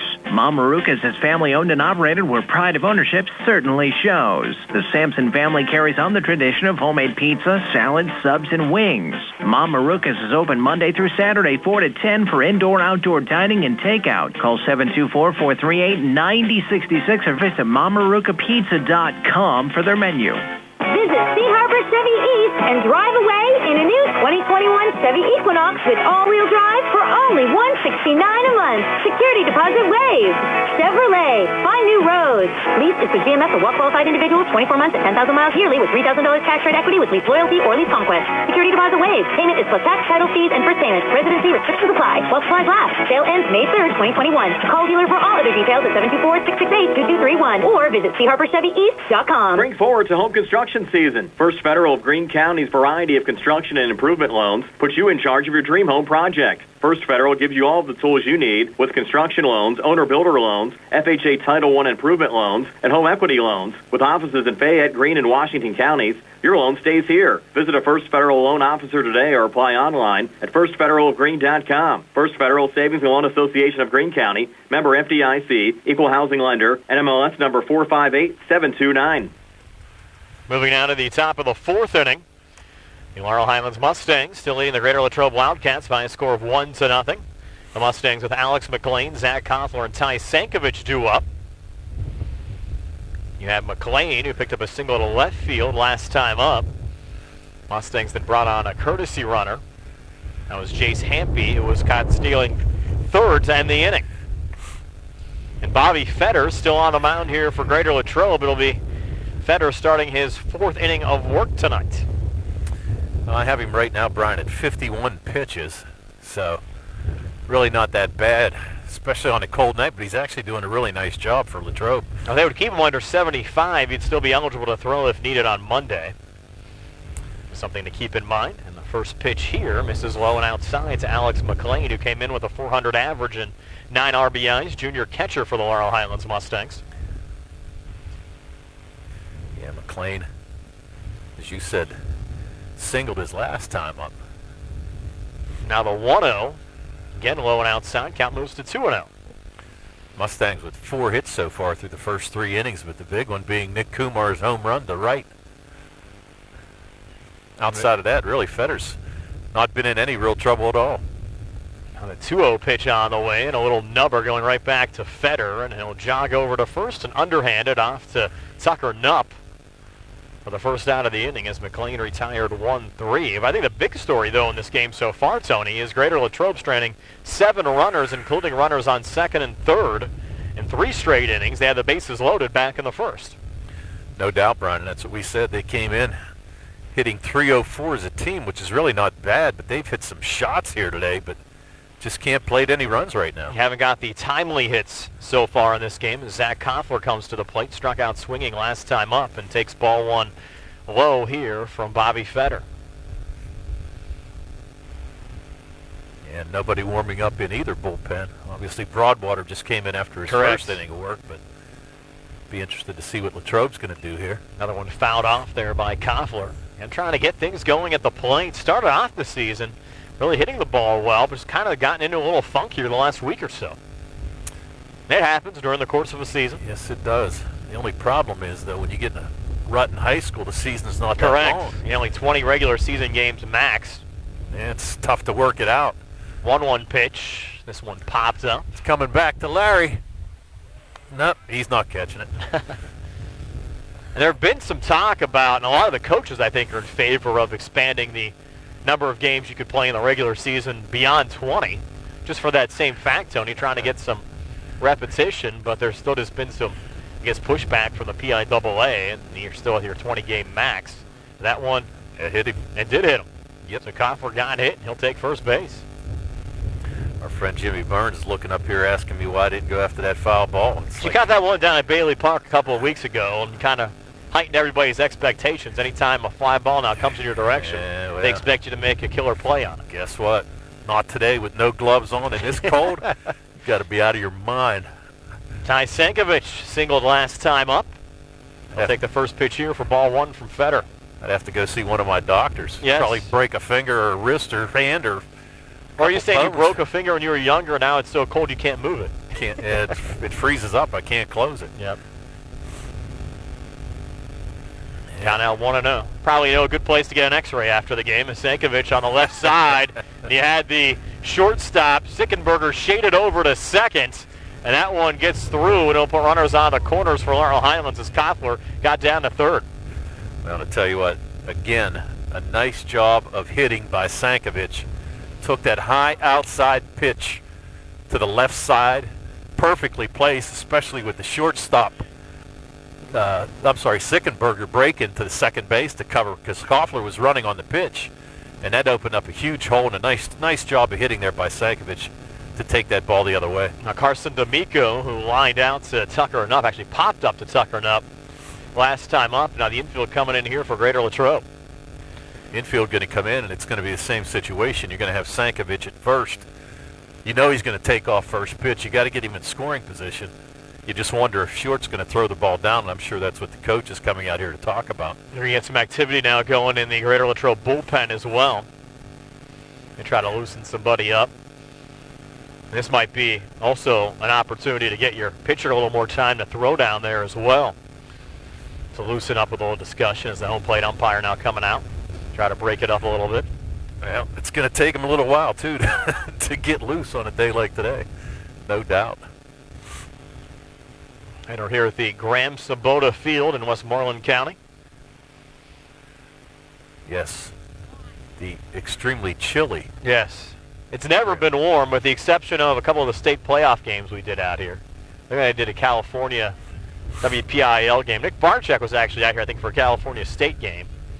We did the one Cal game. Yeah, we did the one, I think, the WPIL game. I think Nick did the California State playoff game. Yes. Here as well. A little one-hopper there blocked by Logan Short. That was just 2 years ago, last time we played spring baseball. Yes, it was. Remember, Laurel Highlands played in a WPIL title game, lost that state playoff game to Cedar Cliff. California also made it to the PIAA quarterfinal round that year. They have a pretty pesky team in Carmichael's in their conference this year. Carmichael's swept the season series with the Trojans. And Carmichael's what, 10-1, I think. Yep, playing some good baseball. That pitch from Feder in there for a strike to D'Amico evens up the count at 1-1. And California actually was scheduled to play Uniontown today. Oh, wow. I'm not sure if that game went off or not. We had some rains down in Fayette County today as well, so Bailey Park might have been a little moist. Now the 1-1 pitch on the way, and there for a strike as well. Now 1-2 from Bobby Feder to Carson D'Amico. D'Amico not real happy, thought that pitch might have been a little bit high. So now he's in the hole 0-2, and he's got to protect. We're scheduled to be back down at Bailey next Friday for Uniontown and Albert Gallatin. And that'll be a good contest. Yes. Looking forward to that. 1-2 pitch on the way. Misses high again, 2-2 now. And a good eye there by D'Amico. You got the corners. You got Nupp holding Sankovic at first. And I'm kind of surprised he hasn't taken off already. You got the third baseman, Amatucci, in 2 on the fake grass. 1 out here in the inning. Again, Laurel Highlands up 1-0. And D'Amico, a little chopper. They're going to go home with it. And out at home is Zach Koffler. And that was a nice play. And Koffler broke on contact. That was Amatucci throwing it home to short. And they get the fielder's choice, retiring the lead runner, Koffler, 5-2. Yeah, but that was one of those plays where, as I said, Koffler was on the move as soon as the ball was hit. And Amatucci charged it and made a really nice throw there. Actually, if that throw wasn't perfect like it was, I'm not so sure he would have got Koffler I agree. there at home. And credit Short there with the tag as well. Not an easy play to make, was not a forced play. Still got the out at home. Second out of the inning. Mustangs now runners on first and second. Sankovic at second. D'Amico at first. And Joe Chambers at the plate. Count 1-0. Bobby Feder working into his 4th inning of work here for the Greater Latrobe Wildcats. Feder's 1-0 here to Joe Chambers, and Chambers fouls it off. He evens up the count at 1-1. Chambers struck out looking to end the second inning. I'll tell you what, they have center fielders kind of shaded a little bit to right field. There's a huge alley there between the left fielder and the center fielder. If Chambers can get it in there, he can run for a long time. Count out 1-1. Runners going. Throw down to third. Close play, and safe at third is Tai Sankovic. Wow. D'Amico stayed at first. Yeah, and I'm not real sure what that's kind of questionable. I mean, I'm not so sure what D'Amico was doing still standing at first base. Should have taken off. Maybe he missed a signal. Missed a sign over there from Coach DeBerry. Could have had 2 runners in scoring position with 2 outs here. But now just Sankovic at third. And count 2-1. Pitch on the way, swing and a miss. Evens things up now at 2-2.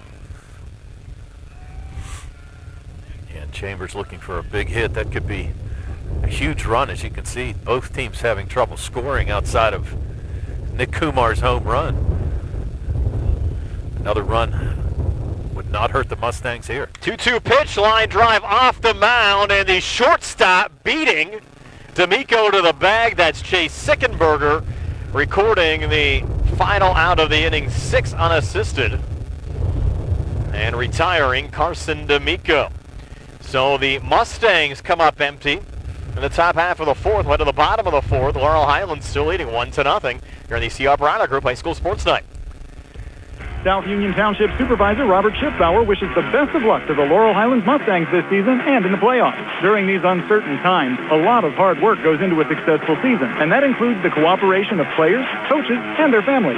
South Union Township Supervisor Robert Schiffbauer commends all of those whose hard work has gone into making this a successful season. Like our local teams, Robert Schiffbauer is working hard to make life better for the residents of South Union Township. Good luck to the Laurel Highlands Mustangs from South Union Township Supervisor Robert Schiffbauer. With the rest of the world, Peachin Pharmacy is following the developments of the COVID-19 pandemic. Your safety is a priority at Peachin Pharmacy. For prescriptions, you have many options. Peachin's offers free delivery, free mail, and curbside pickup. If you come into the store, Peachin's follows all of the CDC and state safety recommendations. As always, if you have concerns about your medications, call 724-626-9600 or visit Peachin Pharmacy inside the Peachin Market in Connellsville or online at peachinpharmacy.com. Did you know that you have a choice for your physical therapy provider? NovaCare Rehabilitation offers same-day appointments, and oftentimes you don't need a prescription from your doctor to see us. We will make sure that you are treated as an individual and will work directly one-on-one with you to help achieve your goals. You have tried the rest. Now try the best.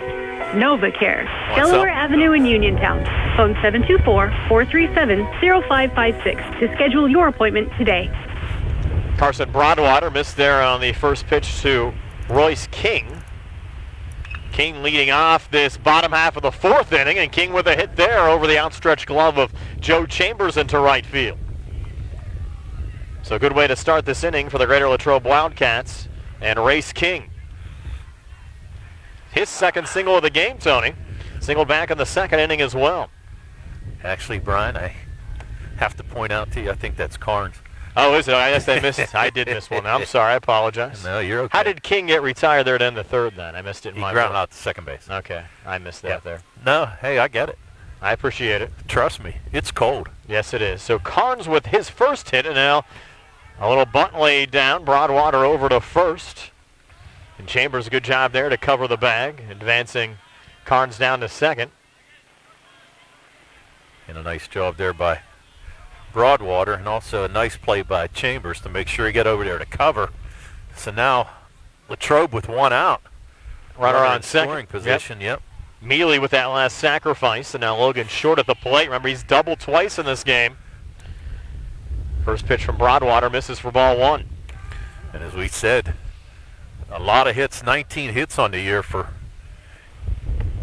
Short. Tony actually has a blanket right now. I got a fan. Pam took care of me. God, I owe her something. 1-0 pitch on the way. Misses low and outside. Even if the count, actually, we'll take the count to 2-0. Yeah, I got to take care of Mrs. Kumar, that's for sure. She just took care of me. I'm going to try to go running a little bit in between innings, try to stay warm. I ain't running nowhere. 2-0 pitch, and therefore a strike now 2-1. Broadwater to Logan Short. Both of those doubles came off of Nick Kumar. And again, Greater Latrobe has stranded 7 runners so far in this game. They've yet to score. Laurel Highlands' only run came on a solo home run from Nick Kumar. 2-1 pitch, and this ball grounded here to third. Tough play for Braden McKnight. Goes wide of the first base bag, but Koffler with a nice catch. He gets ruled out infield single for Logan Short. Most definitely, yeah. Short now 3 for 3. And it was a tough play by McKnight. Really had no chance the way he was going to his left and had to kind of throw back across his body.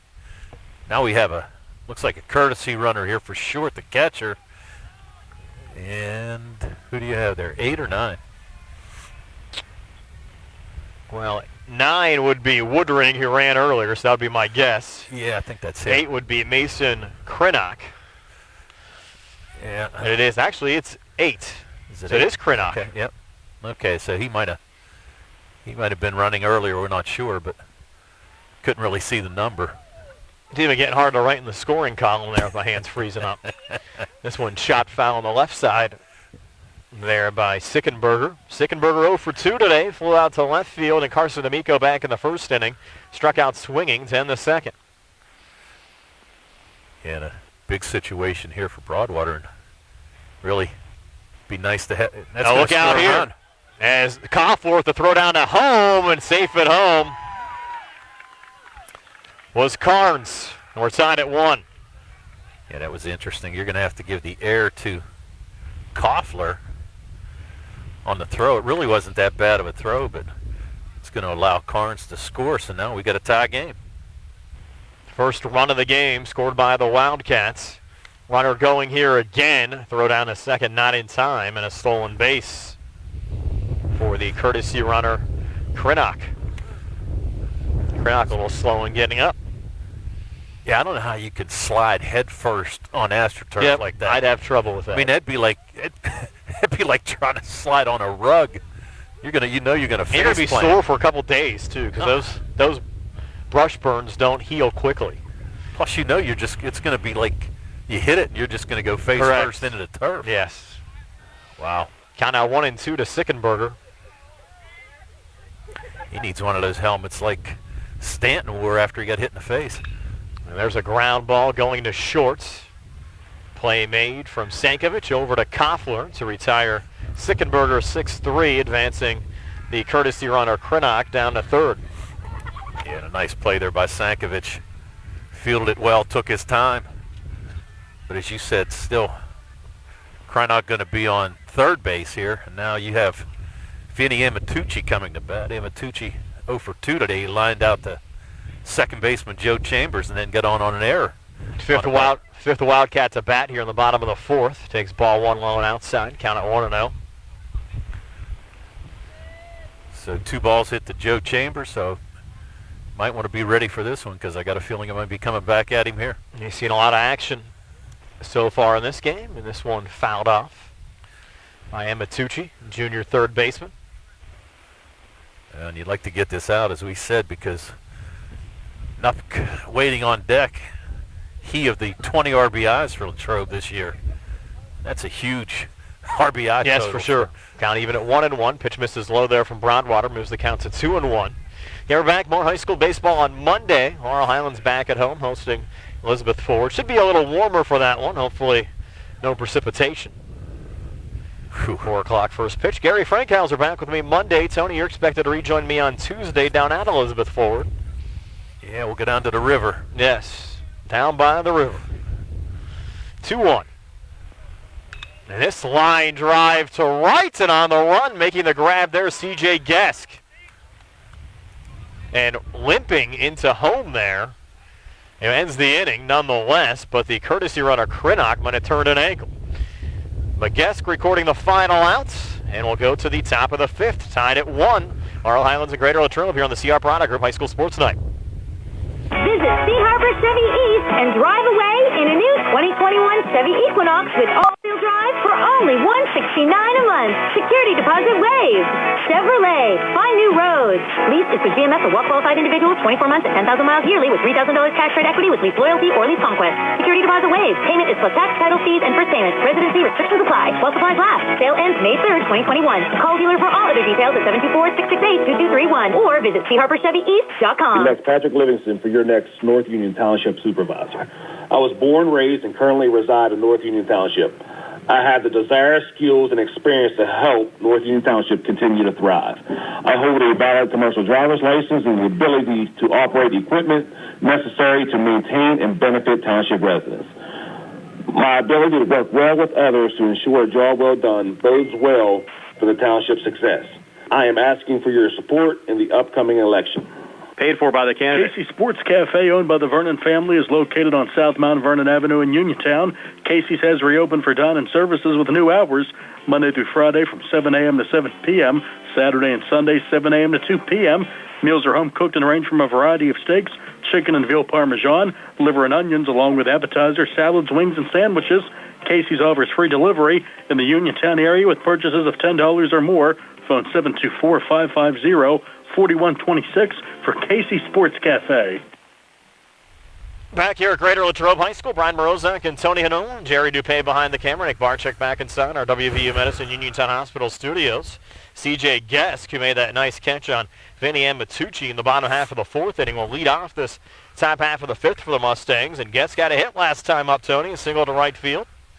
Hitters 9-1 and 2, Gesk, Early, and McKnight.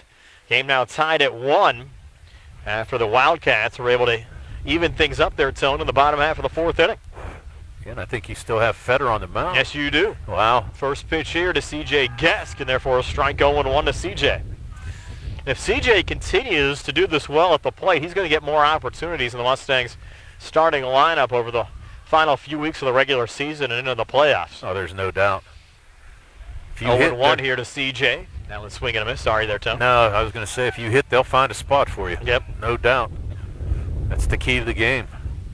Count now 0-2. Braden O'Brien's another Mustang who's not in the lineup today, but he's had some timely hits for Laurel Highlands so far this season. He's had a good year, no doubt. Now missing low and outside. Count now 1-2. C.J. Gesk. Had some key hits the other day, too, against Greensburg-Salem. Couple hits, sacrifice fly, drove in, I think 3 runs. Now Federer wind and fire, 1-2 on the way. Breaking ball and a called strike 3. Wow. It's close there, Tone. That pitch was just a little bit high, but he got the call, so. Umpire's getting chilly now, too. He wants to get out of here. I don't blame him. Somebody's going to need a score, though, so we won't play extras. Well, that's the 3rd strikeout for Federer so far today. Now Caden early top of the order. Mustangs starting their 3rd trip through the lineup. Early a pair of 4-3 groundouts so far in this game. Got the hoodie on tonight. Like that. Tell you what, I don't blame him. It's got to be cold down there, too. First pitched early, and therefore a strike going 1. You mentioned no covering over the dugouts here. Yeah, that's interesting. Yeah. As nice of a complex as this is, you'd think they would have put up a couple of dugout coverings, some roofs up there for the players, especially if it's a rainy night. Here's early. Another ground ball. This one's going to be played by the first baseman, and a good job there by Federer to cover the bags. It goes up to Federer for the out, and the second out here on the top of the 5th. Yeah, and a nice job, you said too, Brian, by Federer to get off of that mound. Took the right angle. Nice throw there. Actually, pretty hard throw there by Nupp, but a nice fielding play by Federer there to get the out. Now bring up Braden McKnight. 2 outs here in the inning. McKnight 0 for 2, couple of ground outs for the Mustangs so far. First pitch from Federer misses low for ball 1. McKnight came in with a .312 average and 6 RBIs. Mustang 3rd baseman. I'll tell you what, though, it's cold, Brian. We're seeing a very well-played baseball game. It is a good game. Yes, it is. I think I'd enjoy it a little more if I was a little warmer. Yeah, no kidding. Pitch misses low, 2-0. And when all 3 of us have pneumonia, we'll see who's doing Monday's Laurel Highlands Elizabeth Forward game. That's exactly right. Might be Gary and Zach. Gary and Zach working the games next week because you and I might not be around. I know. That pitch misses a little high. 3-0 now. Gonna be tough. To McKnight. Yeah, what we don't do for the fans. Yes, yes. I'm a little overboard tonight. Yeah. 3-0 on the way. And that's ball 4, so a 4-pitch walk issue to Braden McKnight. Wow. And that is the first base on balls tonight by Federer. He did hit a batter. He hit Koffler in the 4th inning. But I have him for that's the first walk of the night. He's been very consistent tonight. Now Nick Kumar coming to the plate, 1 for 2. Actually a pair of well-hit balls, solo home run to right, and a nice shot that Batista caught to end the 3rd inning. First pitch here, Kumar, hard chopper. It's going to go to short, and the force out recorded as Sickenberger sends it off to Mealy to retire Kumar.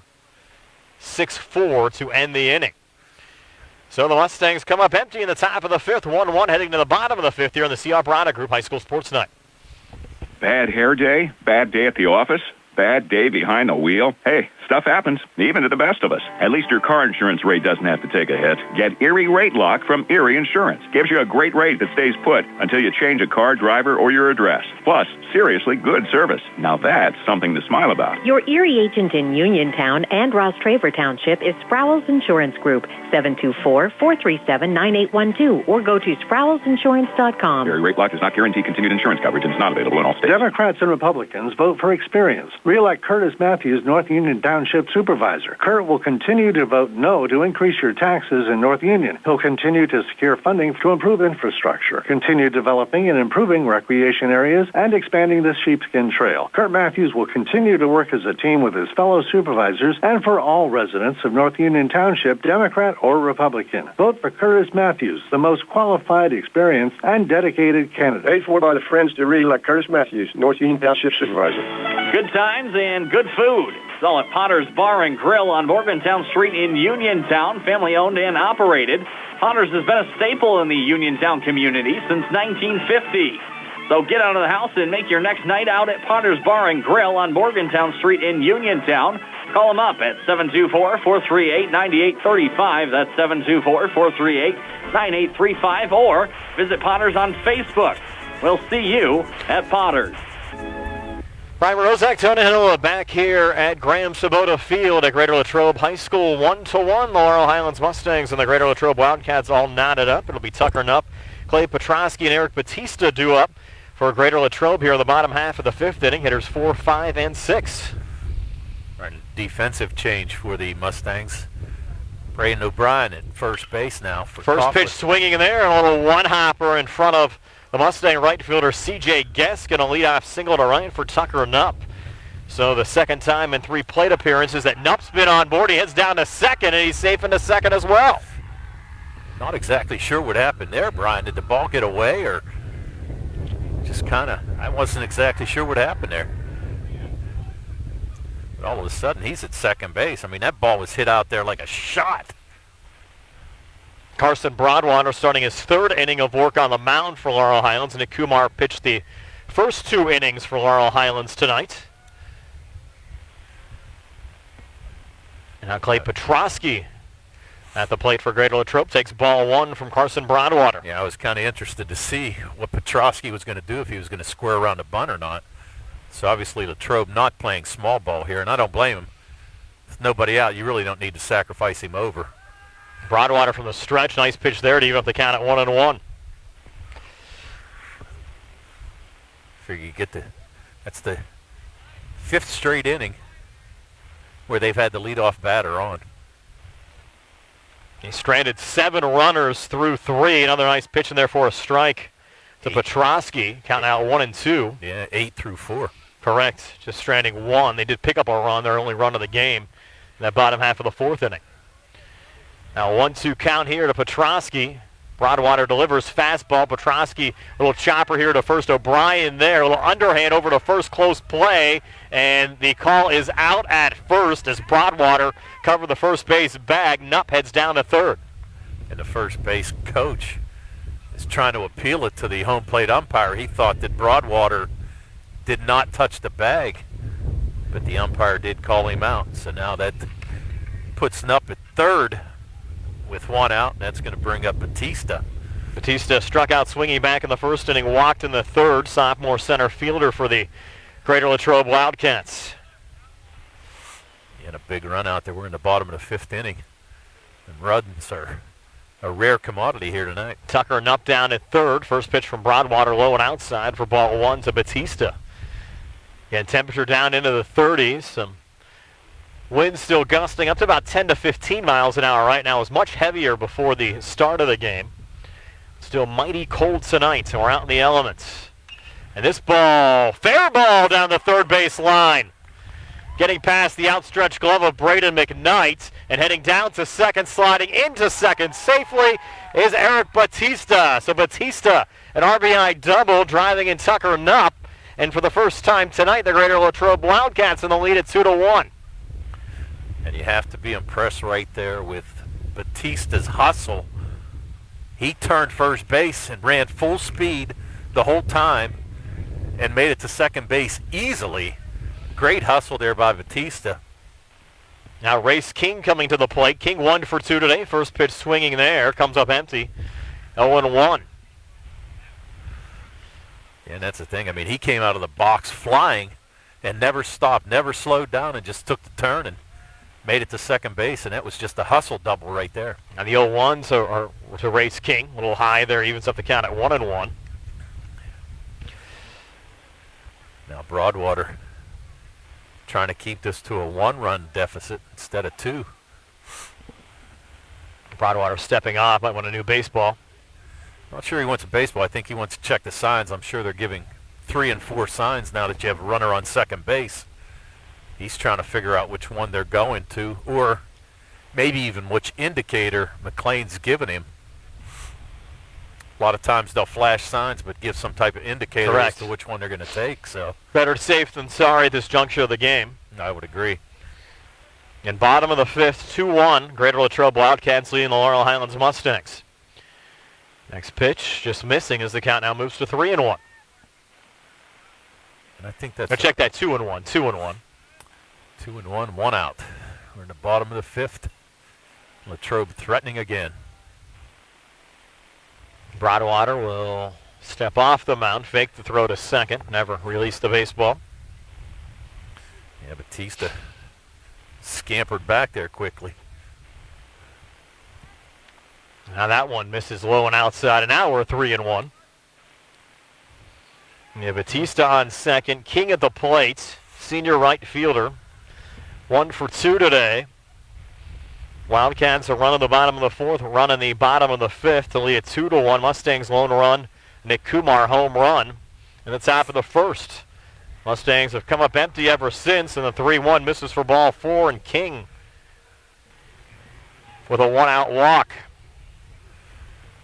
Now, it's not terrible right there because you actually set yourself up for a double play, which is probably going to be a lot easier, especially on this turf. You get a hard hit ball, you're going to be able to turn a double play quite easily here. Have runners on first and second. And Carnes at the plate. Carnes had a big hit last time and scored the first Wildcats run of the game. Single to right field to lead off the bottom half of the fourth inning. Now behind here, 0-1. Infield playing behind the runners. Now O'Brien trying to sneak in. And Broadwater steps off, throw back to second, back safely. This is Batista. Yeah, and at this point, I think the key to it right here is just to keep this ball down and hopefully get Carnes to ground into a double play. 0-1 on the way. Pitch was in there for a strike. Runners going, throw down to third, and out at third is Batista for the second out of the inning. Wow. Wow. Nice job there by Alex Mclean on the throw down to third and the tag from Braden McKnight. And they're arguing because they thought that he was actually safe. It's kind of interesting. It's almost like these people want to go to the replay, but there's no such thing in high school. But Race King got down to second as well as they had the double steal ongoing. This one chopped back to Broadwater, makes the throw over to first to O'Brien to end the inning. Latrobe does get the 1 run on the RBI from Batista driving in Nup. So it's 2-1 Greater Latrobe over Laurel Highlands heading to the top of the sixth here in the CR Product Group High School Sports Day. Visit C. Harper Chevy and drive away in a new 2021 Chevy Equinox with all-wheel drive for only $169 a month. Security deposit waived. Chevrolet, find new roads. Lease is through GMF for well-qualified individuals, 24 months at 10,000 miles yearly with $3,000 cash rate equity with lease loyalty or lease conquest. Security deposit waived. Payment is for tax, title fees, and first payment. Residency restrictions apply while supplies last. Sale ends May 3rd, 2021. Call a dealer for all of the details at 724-929-8000 or visit CHarperChevy.com. Attorneys from all over the state and nation advertise in southwestern Pennsylvania for personal injury and workers' comp cases, but most of them send their assistants to do the legwork. You might not even meet your attorney until your first hearing. We're local attorneys, Davis & Davis. We meet directly with our clients, including free consultation, and there are no fees until you receive money on your case. If you've been injured, call Davis & Davis, representing you and your neighbors yesterday, today, and tomorrow. Phone 724-437-2799. Spring forward to home construction season. First Federal of Greene County's variety of construction and improvement loans puts you in charge of your dream home project. First Federal gives you all of the tools you need with construction loans, owner-builder loans, FHA Title I improvement loans, and home equity loans. With offices in Fayette, Greene, and Washington counties, your loan stays here. Visit a First Federal loan officer today or apply online at firstfederalofgreene.com. First Federal Savings and Loan Association of Greene County, member FDIC, equal housing lender, NMLS number 458729. Back here at Graham Sabota Field at Greater Latrobe High School, and the Wildcats sticking with Bobby Fetters. We head to the top of the sixth. Wildcats up 2-1 over the Laurel Highlands Mustangs. I have him unofficially at 81 pitches, Brian, so I'm going to guess that this is probably going to be his last inning of work either way. You can only get to 100. You can finish facing the batter that you're facing when you get to 100 pitches, and that's it. And it's Mclean, Koffler, and Sankovic, so the Mustangs with 6 outs to work with the rest of the way. Again, we play 7. Laurel Highlands down 2-1. Yeah, but a good game, Brian. I mean, oh, it is. Nice really, back and forth. Yeah. And moving along, really. Mustangs used 2 pitchers in this game. Nick Kumar worked the first 2 innings. Carson Broadwater the last 3.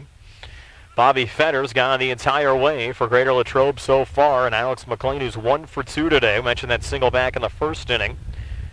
His courtesy runner, Happy, caught stealing down at third to end that inning and then grounded out 1-3 in the fourth. He was the leadoff batter in that 4th inning as well.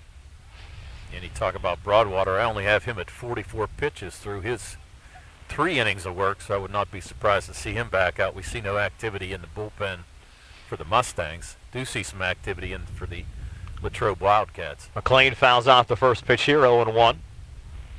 And we're back with you Monday. Laurel Highlands hosting Elizabeth Ford, another Section 3 4A matchup on the Earth. Our Sprouse Insurance Group pregame show at 3:45. First pitch set for 4 o'clock. Gary Frankhauser will join me for that one. Tony's back with me on Tuesday as the Mustangs travel to EF down by the river.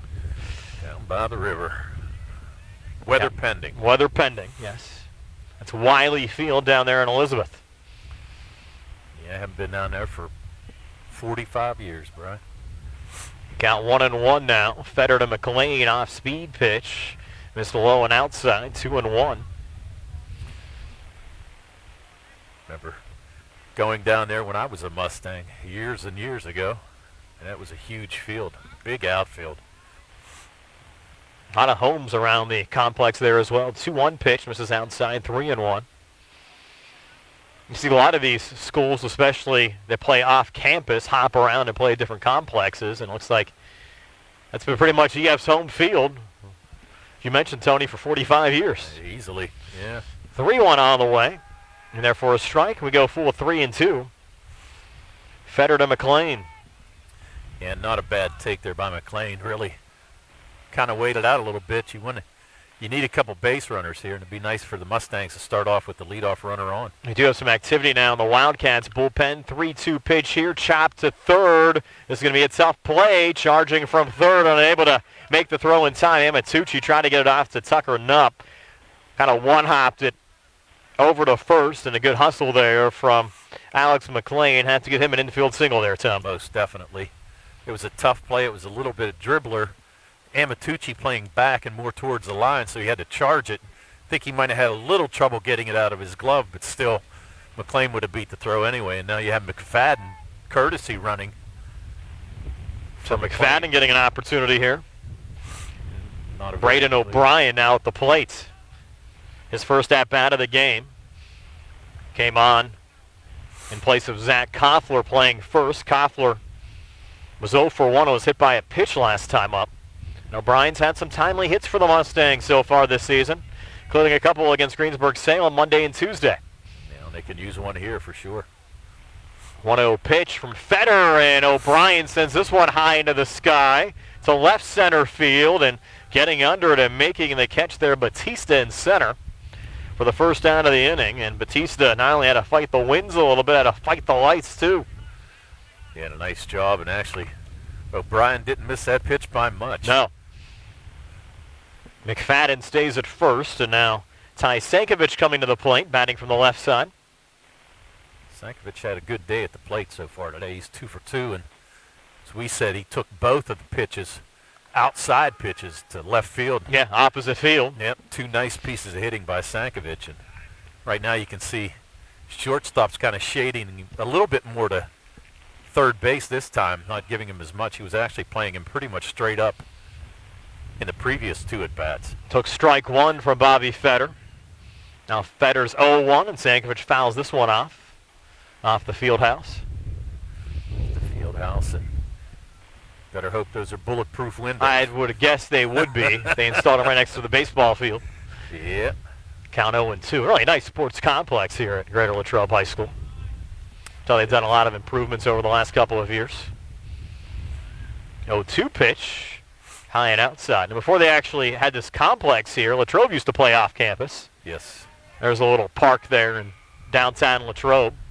I think it's called Keener Field, if I'm Might be, yep. Yep. I always remember having to run a lot of extension cord cables down there for power. Yeah. Good, probably 10 years ago. 1-2 pitch, and Sankovic, a nice shot here again in a left center field, drop in the gap between Batista and Petrosky. But the Mustangs go station to station as McFadden holds it second. So Sankovic, his third hit of the night. Another single, 3 for 3. And Laurel Highlands with 2 on and 1 out, down 2-1 here in the top half of the 6th inning. Yeah, and McFadden really couldn't do much there. He didn't know if that ball was going to be caught or not, especially with the speed out in center field by Batista, because we saw him make some very good defensive plays. Whole infield now coming in here for Greater Latrobe. Well, I got him at 11 pitches this inning. You said, 81 before the inning unofficially, as he puts him at 92. Unofficially at 92, so can't imagine he's going to go very much longer, but this is probably just a little bit more time to get the relief pitcher, whoever's out there warming up, we can't really tell, get him a little chance to get it looser. So I would think this is probably the last batter either way for Fetter. So the infield meeting broken up. Wind picking back up a little bit. Yeah, that's good news. And the Mustangs with 2 on and 1 out, down 2-1. Here in the top of the 6th with Carson D'amico at the plate. Carson 0 for 2 today. And they'll walk McFadden back to the second base bag. Yeah, McFadden really not with a very big lead. I actually think what they might have been doing was trying to see if D'Amico was going to try to bunt, but I don't think that's going to happen. 0-1 high and inside there to Carson D'Amico. Are they going to make a pinch hitter here? Fleshar, okay. So Jake Fleshar pinch hitting here for D'Amico. So Fleshar getting a crack at it here in the big spot with 2 on and 1 out. Takes a strike there to even things up at 1-1. And it's his first at bat for a little while here. Yeah, at least that we've seen this season for a radio TV game. Have not seen Fleshar at the plate for the Mustangs. Well, the being a non-conference game, opportunity for Fleshar. Foul tip that one. Yeah, and a good count cut out there. 1-2. Actually just missed that pitch. It was a good cut. Has a little bit of a hole on the left side. You have Sickenberger trying to shade McFadden and keep him closer to second base. So Fleshar is able to pull something. It's definitely going to be a base hit. 1-2 pitch just missed. Ooh. Evens things up at 2-2. Tough one to take there for Fleshar. Yeah, almost like looked like a circle change right there, Brian. And it was a tough pitch to take, but good eye by Fleshar. So now 2-2. And from the stretch, Bobby Fetters 2-2 to Fleshar. Fleshar with a chopper here, could be 2. They'll get the out at second for 1 throw over to first, not in time. So Laurel Highlands with runners on the corners. As retired down at second was Sankovic. He'll McFadden at third, Fleshar at first. Goes as a fielder's choice, 6-4. And Joe Chambers' spot coming up. And it will be Joe coming to the plate here for the Mustangs. And Laurel Highlands down 1. Bobby Fetter, over 90 pitches thrown. Wrapping up his outing. First pitch to Chambers. Chopped here going to third. And Matucci there. A little one-hopper. And dropping it over at first was Tucker Nupp. And that'll score the game-tying run for Laurel Highlands as McFadden scores. And we're tied at 2. Yeah, an interesting play. Actually, Amatucci took his time. Thought he was going to make the throw, but actually just dribbled it over there, and Knupp had a tough time fielding it, so we're going to have to give Chambers a fielder's choice there. And an error on Amatucci at third. So now the Mustangs with a chance here with Gesk. I think it's another pinch hitter here, Tone. It's Brett Lemansky. Brett Lemansky, okay. So Lemansky batting in Guest's spot, takes strike 1. Now 2 outs here in the inning. Runners on first and second for Laurel Highlands, and this game now tied at 2. And we got to get the PA announcer to start letting us know these changes, Brian. I don't think there is one down there. Okay. We're on our own. Yeah, we are. We're on our own little island here. Count 0-1 to Brett Lemansky. Of course, you see this more in a non-conference game than you would if this was a conference matchup. Getting some players that... This one thrown into center field on the throw there from Fetter. And runners will advance, so Fetter just tried to lob it back to second. I'm not sure what happened there, Tim. I don't know if he lost a grip or what, but you're going to have another error, and all of a sudden the Mustangs have a chance to plate 2 runners on a base hit. Big spot here for Brett Lemansky. The lefty, as we said. Get it up in the jet stream to right field, and it'll carry. Mustangs led 1-0. Greater Latrobe chipped away, run on the 4th, run on the 5th, take a 2-1 lead. Now Laurel Highlands coming back here with a run in the top half of the 6th to tie things up at 2. And kind of leaving it 1-1 to Brett Lemansky. And for Fetter, this will probably be the last batter he can face. 1-1 on the way. Misses high and outside, 2-1 to Lemansky. First base is open.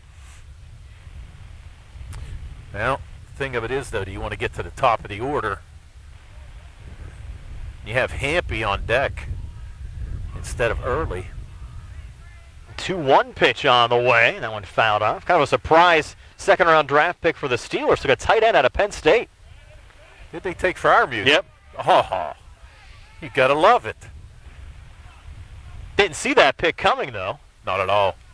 But I'll tell you one thing. I think he's going to be a great pro. 2-2 pitch now to Lemansky. And runners on second and third. Fetter's pitch. That's a called strike 3. Can't let that one go by. Mustangs do get a run in the top half of the 6th. Way to the bottom of the 6th, tied at 2 in the C.R. Product Group High School Sports Night. Are you looking for a rewarding career? M&R Transit is now hiring van drivers. Van drivers must be 26 years of age, have a valid driver license, and a clean driving record. Van drivers must be able to obtain all clearances. For more information, call 724-439-3164. That's 724-439-3164, or apply in person at M&R Transit, 253 South Mount Vernon Avenue. M&R Transit wishes the Laurel Highlands Mustangs good luck. UPMC Centers for Rehab Services on Wayland Smith Drive offers cutting-edge physical therapy. Jim Burns and his staff are residents of the community, treating sports injuries, neurological conditions, back pain, sprains and strains, joint replacements, hand injuries, and other conditions. They treat you efficiently and safely by taking all necessary precautions while disinfecting the clinic regularly. All insurance accepted. Experienced therapists. Convenient location and hours. Part of the community. Call the office with a prescription from your doctor or schedule by direct access 724-437-7500. Democrats and Republicans vote for experience. Re-elect Curtis Matthews, North Union Township Supervisor. Kurt will continue to vote no to increase your taxes in North Union. He'll continue to secure funding to improve infrastructure, continue developing and improving recreation areas, and expanding the sheepskin trail. Kurt Matthews will continue to work as a team with his fellow supervisors and for all residents of North Union Township, Democrat or Republican. Vote for Curtis Matthews, the most qualified, experienced, and dedicated candidate. Paid for by the Friends to re-elect Curtis Matthews, North Union Township Supervisor. Another tight game. Brian Morozak along with Tony Hanola moving to the bottom of the 6th inning. Laurel Highlands and Greater Latrobe tied at 2. New pitcher for the Mustangs is Joe Chambers. Number of defensive changes. Nick Kumar now playing short. Tai Sankovic playing second. Braden O'Brien on in relief of Zach Koffler playing first. Fleshar's out in left, and Lemansky now in right. Wholesale changes yes. by Coach DeBerry. Chambers, the third pitcher the Mustangs have used today. Nick Kumar worked the first 2 innings. Carson Broadwater the last 3. Trying to put together the final numbers here for Fetter. And we have him at 6 innings pitched. He gave up 2 runs, both of them earned. Gave up 7 hits. Had 4 strikeouts, 1 base on ball, and he actually hit a batter. So a pretty good outing there by Fetter. We can't imagine he's coming back. Even my unofficial count has him at 101, so it's going to be one of those things. See who the Wildcats put out for the top of the 7th, but they can try to get a run here, Tone, to close out the game in that top of the 7th inning. But tied at 2 here. Let's see if they can have any success against Joe Chambers. Due up for Greater Latrobe. Owen Mealy, Logan Short, and Chase Sickenberger. Yeah, you got 9-1-2. Correct. So Mealy to lead things off here against Chambers. And Joe's first pitch, fastball misses low for ball 1. Mealy sacrificed last time up. Popped up to then pitcher Nick Kumar back in the 2nd inning. Right, trying to bunt then as well. Just got underneath that bunt and popped it up, but the other one he actually put it down and moved the runner along. Count 1-0. Chambers set to go again. He'll wind and fire. Fastball misses low again. Now 2-0 to Mclean. It didn't miss by much right there. Trying to work that outside corner a little bit. Wonder if Joe's grandfather, Laurel Highlands Athletic Director Mark John's still here.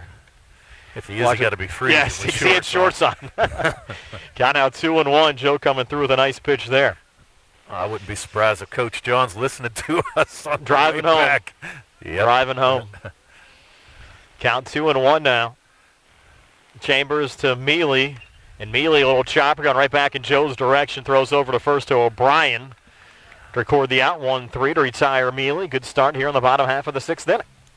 Yeah, nice job there by Chambers. Again, ready to field his position. Looks like Mclean limping a little bit going out. Now here's Short looking for his 4th hit of the day.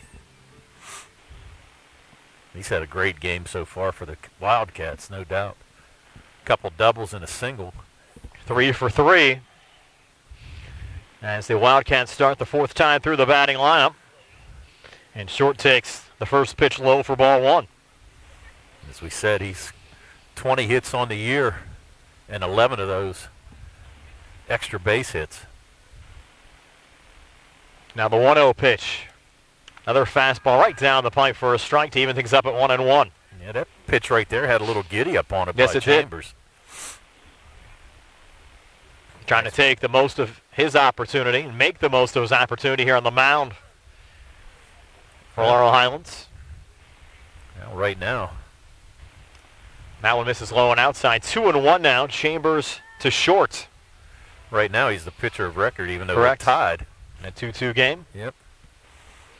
Everybody off the hook. Federer, Kumar, and Broadwater all off the hook right now. Now Chambers 2-1. Low and outside again. Short thought about going around, but pulled back. It was an impressive check there by Short. He was ready to chase. That was a good pitch by Chambers. Count now 3-1. Chambers to Short. 3-1 pitch on the way. Fastball. Short hits this one high in the air. Looks like it's going to be in foul territory. Mustangs on the run, and no one can catch up to it.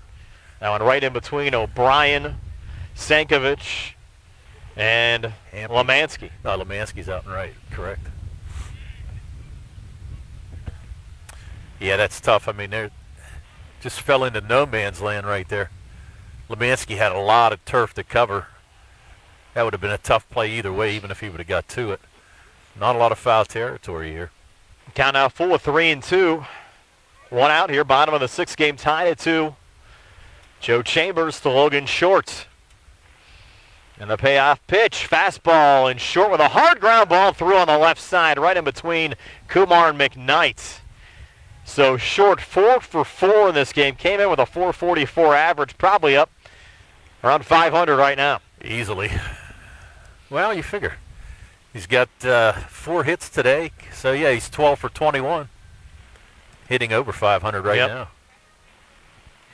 They'll bring a courtesy runner out there as well. It's against number 8, Mason Crinnock, on the run. So now 1 out here in the inning, and Chase Sickenberger, who's 0 for 3 now at the plate. Sickenberger flew out to left to Carson D'Amico first time up, struck out swinging, and then grounded out 5-3 as Chambers sends it over to O'Brien to check Short, who's back safely. And he really does not have a very big lead right now. Plus O'Brien's holding him on. First pitch to Sickenberger. Misses for ball 1. That pitch didn't miss by much there either. Joe's been close to the strike zone since he's come on in relief here in the bottom half of the 6th inning. Game tied at 2. 1 out, Short on first. Chambers from the stretch, now time called. Wow. That was a late time right there. Yes, it was. And I thought Chambers was already in his motion there, but they granted him timeout. Chambers set again. Pitch on the way, fastball, runner going, throw down to second. And sliding in head first safely, the courtesy runner, Crinnock. Yeah, that was kind of interesting, too. You have Nick Kumar at short. Second baseman, he didn't get to the bag in time, even if there was a play there. I mean, it was a good throw, but he would have never had a chance to tag him out no matter what. I agree. 1-1 counts. And this ball from Crinnock hit high in the air. Lemansky on the run will make the grab. No, he dropped it. He dropped it. Came out of Lemansky's glove. Yeah, I'm not sure what they ruled. Did they call him out? I mean, it looked like it was with the exchange. So what's the call here? I say no catch. No catch? Wow. Thought he was actually exchanging it at the time. It goes E9. That's a big call there, Tom. It's a big call, and it's kind of interesting because I thought he made the catch and he was actually getting ready to throw it to third base to keep the runner at bay at second, but they're saying that he dropped it. I just thought it was on the exchange. It'll be interesting to see. We'll have to watch Jerry's replay to see exactly what happened. Now you got Amatucci at the plate. Runners on first and third, game tied at 2. Chambers on the mound.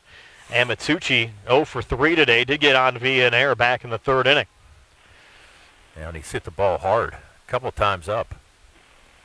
Only one out. Now check that. Yeah, one out here in the inning. Right. That was Mealy who grounded back out to Chambers, 1-3. Chambers looking for pitcher's best friend, a double play right here. And Matucci. Well, check swing didn't go. Pitch misses for ball 1. So Greater Latrobe, a nice opportunity here, Tony, to take the lead here in the bottom of the 6th inning. And then the Mustangs, of course, would be down to their final 3 outs in the top half of the 7th. And you'll, of course, have a new pitcher for Greater Latrobe as well. Sickenberger's runner going here. They're going to say that pitch hit him. Wow. It hit Amatucci to load the bases. If it hit him, put it this way, it hit his jersey. Yeah, didn't nail him by much. No. So now you have bases loaded. Tucker Knupp coming to the plate. Walked back in the 1st inning, grounded out in the 3rd. Singleton scored a run in the 5th. Bases loaded here. Joe Chambers on the mound, 1 out. First pitch on the way, low and outside at Tucker Knupp, who of course bats from the cleanup position here for the Greater Latrobe Wildcats. He has 20 RBIs on the year. So a dangerous hitter right here in this spot. Infield in for the Mustangs, obviously, to cut the runner off. 1-0 pitch. Misses again, 2-0. Of course, nowhere to put Knupp either.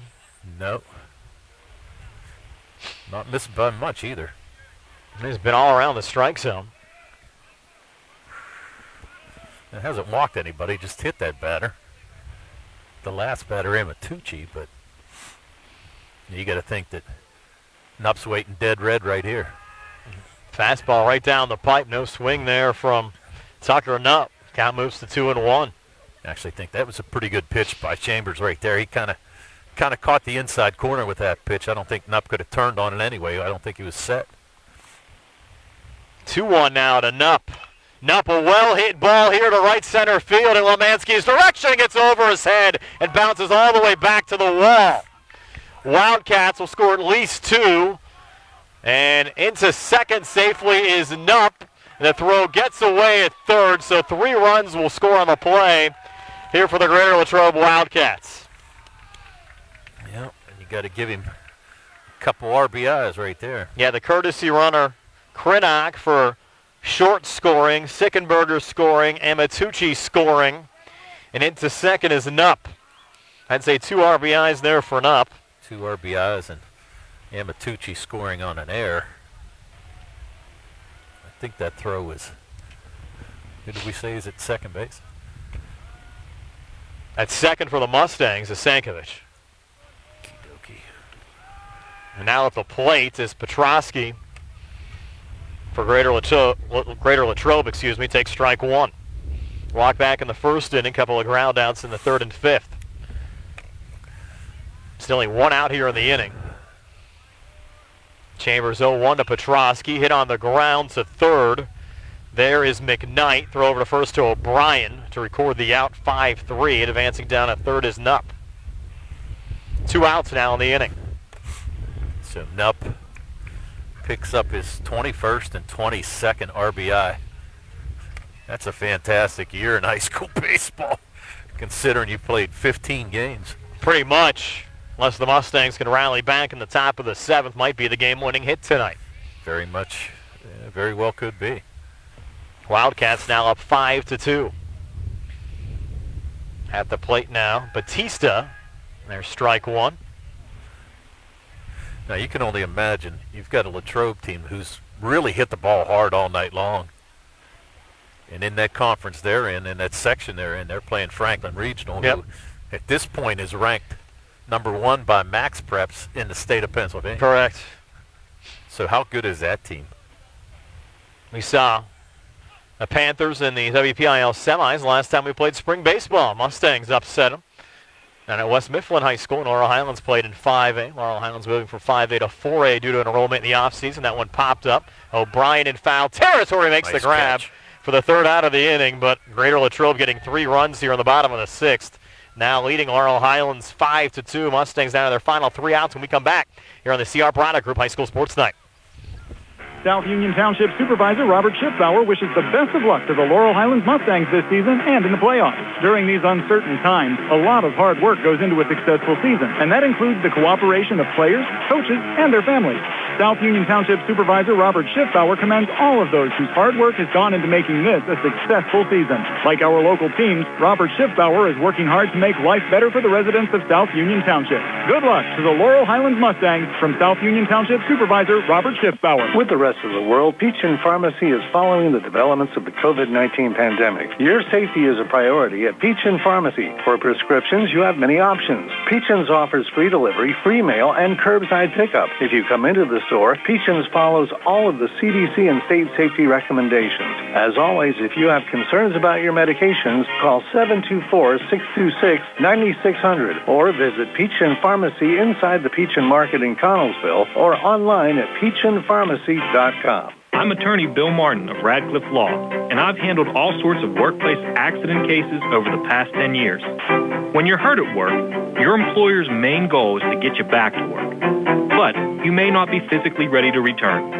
If you find yourself in a similar situation, call our workers' compensation team at Radcliffe Law at 724-439-3939. We'll meet with you and answer your questions at no cost. Radcliffe Law, making the law personal. Brian Rozak, Tony Hinola back here at Graham Sabota Field at Greater Latrobe High School. A 5-2 lead for the Wildcats of Latrobe over the Laurel Highlands Mustangs after Latrobe plated 3 runs in that bottom half of the 6th inning. Looks like Jace Hampy is going to lead off this top half of the 7th for the Mustangs. Caden Early was due up, but Hampy to pinch hits. As the Mustangs need 3 to at least send us to the bottom of the 7th. Now you're rooting for that, Tony. Well, I ain't seeing extras, you told us. During the last commercial break. I'm a huge baseball fan, but not tonight. I don't want to see free baseball. I'm not so sure anybody here does, really. Hampy will try to get things started. Landon Carnes is the new pitcher for the Greater Latrobe Wildcats on a relief of Bobby Fetter. Really pitched well through 6. Just gave up those 2 runs. And Carnes' first pitch here to Jace Hampy. Low and off the plate for ball 1. Yeah, Carnes. And we would look to see what he has total-wise, but guess what? Our hands are cold and we can't get to it. Is that cold tonight? 1-0 pitch on the way. Misses low and outside. Now 2-0 here to Jace Hampy. Hampy trying to get it started. Get a couple base runners for the Mustangs. 2-0. Pitch on the way. In there for a strike. 2-1 now to Jace Hampy. All right, I'll be brave, Brian, and try to get to our stats. Braden McKnight is in the on-deck circle, so looks like he will hit next. 2-1 now to Hampy. That one's outside. Now 3-1. I think that Carnes has a couple saves, but I'm going to take a look here.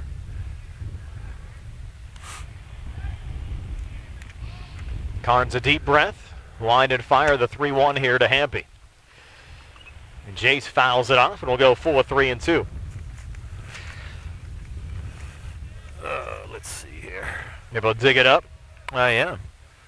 Let's see what we got here. He's 1-1 on the year. He has 12 base on balls, 7 strikeouts in 7 2/3 innings of work. Payoff pitch, high and outside, and a leadoff walk here for Jace Hampy. And the Mustangs a base runner here in the top half of the 7th. Yeah, and now Braden McKnight will come to the plate. Gave you bad information. He does not have a save. This would qualify. Yes, it would. But with the leadoff walk now. Now Carnes to McKnight. First pitch in there for strike 1. McKnight, couple of ground outs in the 1st and 3rd inning, walked in the 5th. Mustangs working through the order for the 4th time in this game. And dangerous Nick Coomer on deck. 0-1 to McKnight. Throw back down to first. A little one-hopper there, blocked by Tucker Knupp. Knupp did a nice job right there, because I'm going to tell you something, that ball would have rolled into right field. Where the right fielder is right now, he's pretty deep out there. Last pitch was in there for a strike, so the count's 0-2 now to Braden McKnight. And the 0-2 pitch, McKnight fouls it off on the left side. Count remains 0-2. It's a good fight off right there by McKnight. That was a tough pitch to handle, and he was able to foul it off. Good job to stay alive. Here we go again. Carnes to McKnight. 0-2 pitch. And a swing and a miss, strike 3. McKnight goes down, first out of the inning. Yeah, that was a pretty good fastball by Carnes. That ball had some giddy up on it right there. Yes, it did. Here's Nick Kumar. Nick with a couple shots here tonight. Putting that solo home run. He would go yard here. It would be a 2-run shot and pull the Mustangs back to within 1. First pitch outside, and that's going to allow Hampy to get down to second. Yeah, that pitch was way outside. Carnes trying to throw the fastball and pretty much overthrew it. And really no chance for the catcher short to even get close to it. Alex Mclean in the on-deck circle. He'd represent the game-tying run. Mustangs now with Hampy in scoring position at second, and that one, a little chin music there.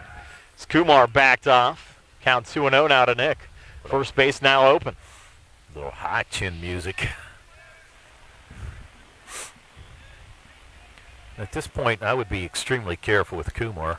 2-0 pitch, high and inside, 3-0. You walk him though here. You bring McKnight to the, McLean, to the plate. Who's the game-tying run? Well, you do, but you also set yourself up for the double play. And as we said on this turf, that ball gets out to the infielders rather quickly. And that's ball 4. And we're going to walk find out. issue there. Yeah, we're going to find out here. So, 2 walks sandwiched around a strikeout. Now, as you said, McLean coming to bat. Game-tying run here for Laurel Highlands. Infield single last time up, actually 2 for 3 today. Also singled back in the 1st inning and fouls out the first pitch here from Carnes. Count 0-1. And Carnes just trying to find his rhythm right now. He said struck out McKnight, but these 2 walks could be costly. Mustangs trying to make him pay. Carnes is 0-1 here to Alex McLean. And this ball well hit on the left side in the gap in the left center field. 1 run will score on the play. Is coming around is Hampy. And throw down to second, not in time, and the Mustangs will have runners on second and third. So an RBI double for Alex McLean. He represents the game-tying run, and he's at second base. And that was a shot by McLean. He really jumped on that fastball. He was looking dead red and was able to pull it in the gap there into left center field. And actually a nice play out there by Batista to cut that ball off. That ball was scooting on the rug. I was kind of thinking it might get past him, but good job by Batista defensively. It's now 5-3. You're going to have McFadden come out and be the courtesy runner again. An opportunity here for Lorenzo. So Now McFadden, who actually scored in the last inning as he was a courtesy runner for Mclean, now hoping to do the same thing here in the top of the 7th inning. You just one out. You have Braden O'Brien. We mentioned some of his timely hits he's had so far this season.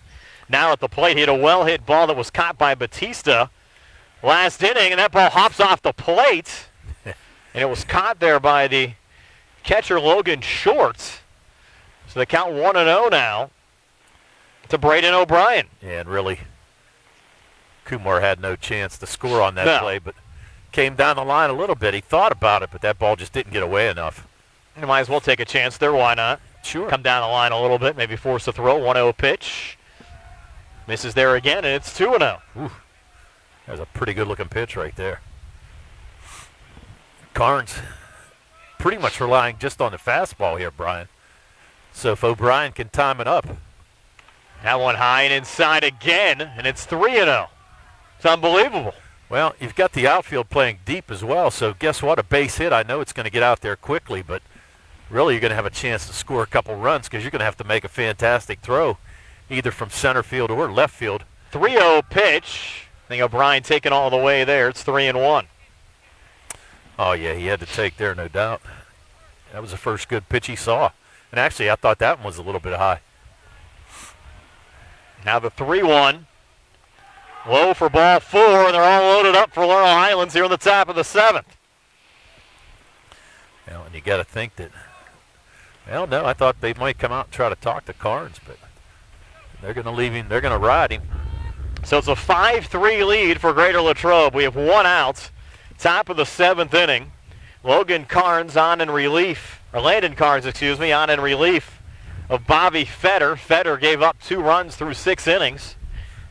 But the Mustangs have gotten to Carnes here in the 7th. Sankovic, Tai Sankovic will be the 6th Mustang to bat. And you've got number 22, Jacob Albaugh, going down to warm up. They're going to bring the whole infield in here. Might we see a pitching change for Latrobe?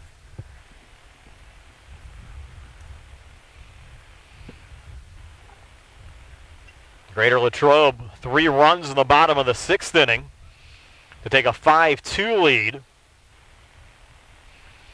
And you thought the Mustangs certainly would be hard-pressed here, Tony, in the top of the 7th to rally back. And you had Jace Hampy lead off the inning with a walk. Braden McKnight struck out. Nick Kumar walked. And then Alex McLean's big double to left center field. Able to drive in Jace Hampy. And now Braden O'Brien walking. And you have the bases all loaded up. 1 run already across. 1 out here in the inning. And Tai Sankovic at the plate. Well, and Sankovic has done a nice job. He's, 3 for 3 here tonight. Correct. And has hit the ball well and has placed it well. 3 singles. Single here could tie it up. First pitch to Sankovic. Misses for ball 1. Of course, nowhere to put Tai right now with the bases loaded. Nowhere to put him in. As we said, there's activity in the bullpen for Latrobe. There has to be at this juncture of the game. No doubt. 1-0 pitch. Called a strike there on the inside corner. That was a perfect pitch right there. Nice job by Carnes to split that inside corner. Actually had Sankovic moving a little bit. Good pitch. Now the 1-1. High and outside, 2-1. And Carnes just struggling a little bit. He's got heat. He's got the velocity. He just can't find the plate right now. Now the 2-1 to Tai Sankovic. That misses again, 3-1. Wow. Kind of interesting, too. They've got the corners in for Latrobe on the defense. Middle infield playing straight away. Kind of interested to see. I mean, you're going to try to cut off a run. You're still up 2. 3-1 pitch just thrown away. So Carnes walks in a run. RBI walk for Tai Sankovic. The Mustangs now within 1 at 5-4. Bases still loaded. 1 out here in the inning. Kumar scores to pull the Mustangs to within 1. McFadden, the courtesy runner, down at third, represents the game-tying run and the go-ahead run now at second base in scoring position. And you have Jake Fleshar at the plate. He takes strike 1. Fleshar looking to do some damage here. Still only one out. Grounded into a fielder's choice as only at bat last inning. Now behind 0-2 here. Fleshar needing to swing the bat here with the Mustangs down 1 at 5-4. That was a tough pitch there. That pitch caught the outside corner. 0-2 pitch on the way, swinging a miss, strike 3. Big time strikeout for Landon Carnes. Results in the second out of the inning. Now Joe Chambers, the 8th Mustang to bat here in the top of the 7th, will come to the plate with a game-tying run on third. Now Joe can actually aid his own cause. He's the pitcher of record right now. Carnes, first pitch to Chambers, first pitch swinging, sends it right up the middle to center field. They're going to send McFadden. He scores on the play, and now sliding in from third and touching home to give the Mustangs the lead is Braden O'Brien. Wow, and a great shot there by Chambers. First pitch swinging, looking dead red, and picks up 2 RBIs. And Laurel Highlands now in the lead at 6-5 here in the top of the 7th. Yeah, McFadden scores. O'Brien scores. Now the Mustangs trying to tack on a couple more insurance runs here. You're going to have Brett Lemansky now at the plate. Again, the 9th Mustang to bat. And Laurel Highlands now leads with 4 runs scored here on the top of the 7th, 6-5. Getting a little wild there was Carnes. Yeah. Down now even at 1-1 to Lemansky. You got to think that this might be his last batter either way. There was activity in the bullpen. Lemansky fouling that one off. Got now 1-2. Yeah, Lemansky a little disappointed there. He thought he had a good cut, and he did. Just kind of missed that ball a little bit. Give the Mustangs credit. You give up 3 runs in the bottom of the 6th. Don't back down. Score 4 in the top of the 7th. And now lead at 6-5. Now, and this would be a big win for the Mustangs. Grant you it's non-section, but they're trying to take the sting out a little bit out of that Greensburg-Salem loss. Another 1-run game. Another pitch well outside the strike zone there from Carnes, and we're full of 3-2 to Lemansky. Get the runners ready. Here they go. They're on their horses. Runners on first and second. And now time called. That big 2 RBI hit for Joe Chambers. As you said, aiding his own cause, trying to pick up the win in relief. And that's a called strike 3 on Lemansky for the Mustangs. Extend this game to the bottom of the 7th. They lead at 6-5. Now Greater Latrobe down to their final 3 outs when we come back here on the CR Broadwater Group High School Sports Night. Does your car sound like it's saying, "Trade me in, trade me in," every time you start it up? Well, go to Ford of Uniontown and trade it in. That's right, your Uniontown Ford dealer is ready to assist you with a new or pre-owned car, truck, or SUV purchase. Ford of Uniontown has all the deals, all the inventory, and they are ready to deal. It has never been a better time to buy a Ford. Service is their top priority. No matter where you purchase your Ford car or truck, Ford of Uniontown will be happy to service it for you. They offer Ford-trained technicians, Ford-certified parts and service, 1-year, 12,000-mile parts warranties, and new state-of-the-art service equipment. Call or stop in today to see the hometown service of Ford of Uniontown, Route 40 West across from Applebee's. So listen to your car the next time you hear it say, "Trade me in, trade me in." Ford of Uniontown, Route 40 at the top of the hill. Elect Patrick Livingston for your next North Union Township Supervisor. I was born, raised, and currently reside in North Union Township. I have the desire, skills, and experience to help North Union Township continue to thrive. I hold a valid commercial driver's license and the ability to operate equipment necessary to maintain and benefit township residents. My ability to work well with others to ensure a job well done bodes well for the township's success. I am asking for your support in the upcoming election. Paid for by the candidate. Brian Rozak, Tony Hanola back here at Greater Latrobe High School going to the bottom of the 7th inning. What a wild last couple innings we've had here, Tone. It was tied at 2. Bottom of the 6th, Greater Latrobe scores 3. Mustangs come back with 4 in the top of the 7th to lead at 6-5. Joe Chambers still on the mound for Laurel Highlands. And it'll be Race King to lead off this bottom half of the 7th inning now for the Wildcats, who are down to their final 3 outs. I need 1 to tie, 2 to win. Chambers first pitch to King. In there for a strike, 0-1. Hitters 7, 8, and 9 for Greater Latrobe here in the bottom half of the 7th inning. That's exactly what I was going to say, Brian, the bottom of the order, but they've done a little bit of damage here today. King. 0-1 now to King. Swing and a miss, 2 strikes. Now on Race King, the Wildcats do have Jacob Albaugh warming up just in case. In case we have that top of the 8th inning here, Tone, if they get one. Yeah. We play some more bonus baseball. Now the 0-2. Chambers to King. Breaking ball, just missed. Count at 1-2. He did just miss. I was going to say that, Brian. I was interested to see if he would go breaking pitch or try to paint the outside corner with a fastball right there. I might have tried to paint it, even though you're looking for a waste pitch, but try to get out of here with that. 1-2 pitch popped up in foul territory. Jerry Dupay makes the call. I thought Jerry had it there. No, he almost did. Yep. Just couldn't hang. Our hands are a little too cold. Yep. Count now 1-2. Didn't want to break it. No. Couldn't throw the camera there either. And King a single back in the 2nd inning. Ground down 4-3 in the 3rd. Walked in the 5th. 1-2 pitch here. Chambers to King. Breaking ball. Oh, just missed. Whoa. Everybody said, oh. It was close. That was extremely close. Count now even at 2-2. You can hear the whole Mustang bench with that groan there, just like I did. Joe trying to finish off King. 2-2 pitch. Chambers to King. Swing and a miss. Strike 3. One away here in the bottom of the 7th. Alex Mclean was so excited he threw it on left field.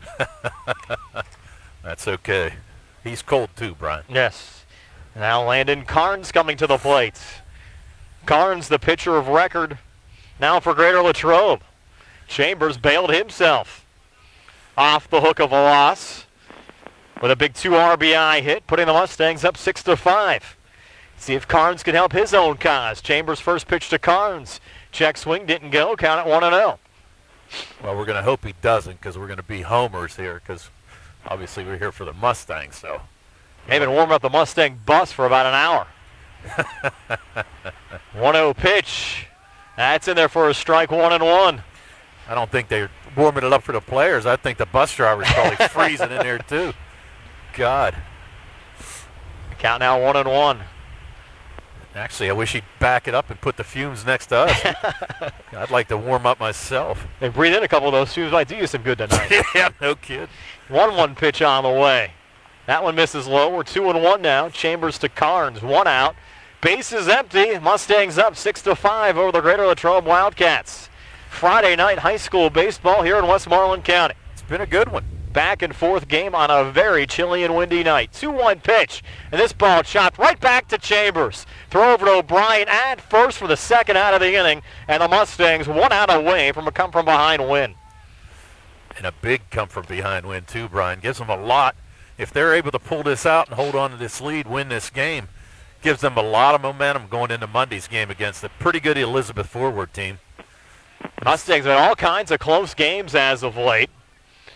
Of course, that tight 1-run loss at Belle Vernon, 1-run win in a non-conference game over Cannon Mac. Won 3-0 over Greensburg Salem, lost 12-11 on Tuesday. And taking strike 1 here is Owen Mealy. As I said, looking at those stats, you get 7 wins and only give up 12 runs. That's impressive. 0-1 now. Chambers to Mealy. Now Mealy behind 0-2. He's 0 for 3 tonight. As you said, Tony hasn't had a hit all season. Boy, this would be a big time for him to come through and try to extend things for Greater Latrobe. But he's in an 0-2 hole. Chambers 1 strike away. 0-2 pitch on the way. Mealy goes a chase, and they make the tag, and that'll do it. What a win for Laurel Highlands. Come from behind win. Mustangs down 5-2 going to the top of the 7th. Pick up 4 runs, including a 2 RBI hit from Joe Chambers, who helps his own cause, gets the win in Laurel Highlands with a 6-5 win over the Greater Latrobe Wildcats tonight. We're back to tell you all about it right after this here on WMVS, the Triple Live High School Sports Network, Facebook Live, and the South Union Township Sports Network. Visit Sea Harbor Chevy East and drive away in a new 2021 Chevy Equinox with all-wheel drive for only $169 a month. Security deposit waived. Chevrolet, find new roads. Lease is for GMS or well-qualified individuals, 24 months at 10,000 miles yearly with $3,000 cash rate equity with lease loyalty or lease conquest. Security deposit waived. Payment is plus tax, title fees, and first payment. Residency restrictions apply. While supplies last. Sale ends May 3rd, 2021. Call dealer for all other details at 724-668-2231 or visit CHarperChevyEast.com. Bad hair day? Bad day at the office? Bad day behind the wheel? Hey, stuff happens, even to the best of us. At least your car insurance rate doesn't have to take a hit. Get Erie Rate Lock from Erie Insurance. Gives you a great rate that stays put until you change a car, driver, or your address. Plus, seriously good service. Now that's something to smile about. Your Erie agent in Uniontown and Ross Traver Township is Sprowls Insurance Group, 724-437-9812, or go to SprowlsInsurance.com. Erie Rate Lock does not guarantee continued insurance coverage and is not available in all states. Dinner's great. It's one of your top 3 favorite meals. You just don't want to have to make it. Well, with Jimmy John's, you don't have to. Whether you live in a sandwich delivery zone or head into the store, you can always get a freaky fresh sandwich. Click to order at jimmyjohns.com. Freaky fast, freaky good. Order online at jimmyjohns.com or call 724-437-6800 for delivery or curbside pickup. Jimmy John's, next to Walnut Hill. Shop and save. Brian Rozak, Tony Hanola back here at Greater Latrobe High School with a game we saw tonight, Tony, on a chilly night in Westmoreland County. Laurel Highlands have come from behind, 6-5 win.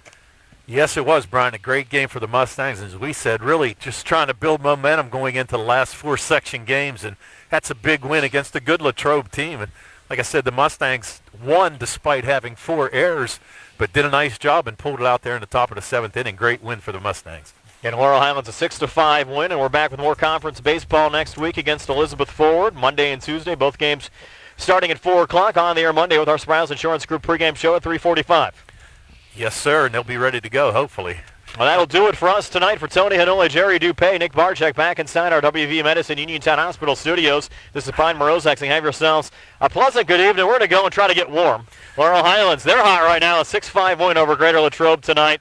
So long, everybody, from Graham Sabota Field here at Greater Latrobe High School. You've been listening to high school baseball here on WMBS on the Trib Live High School Sports Network, which has been brought to you by Mamaruka's Pizza Shop, the Uniontown Hospital, Ted's Open.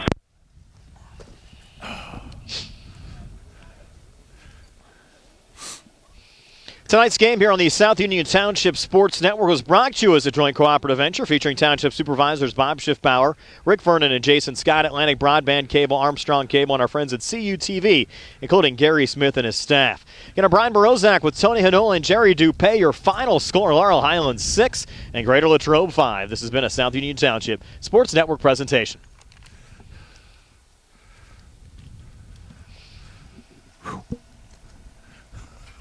I'm good, brother. What are you up to? How are you? Oh, no. Let me tell you something, brother. Skiing outfit.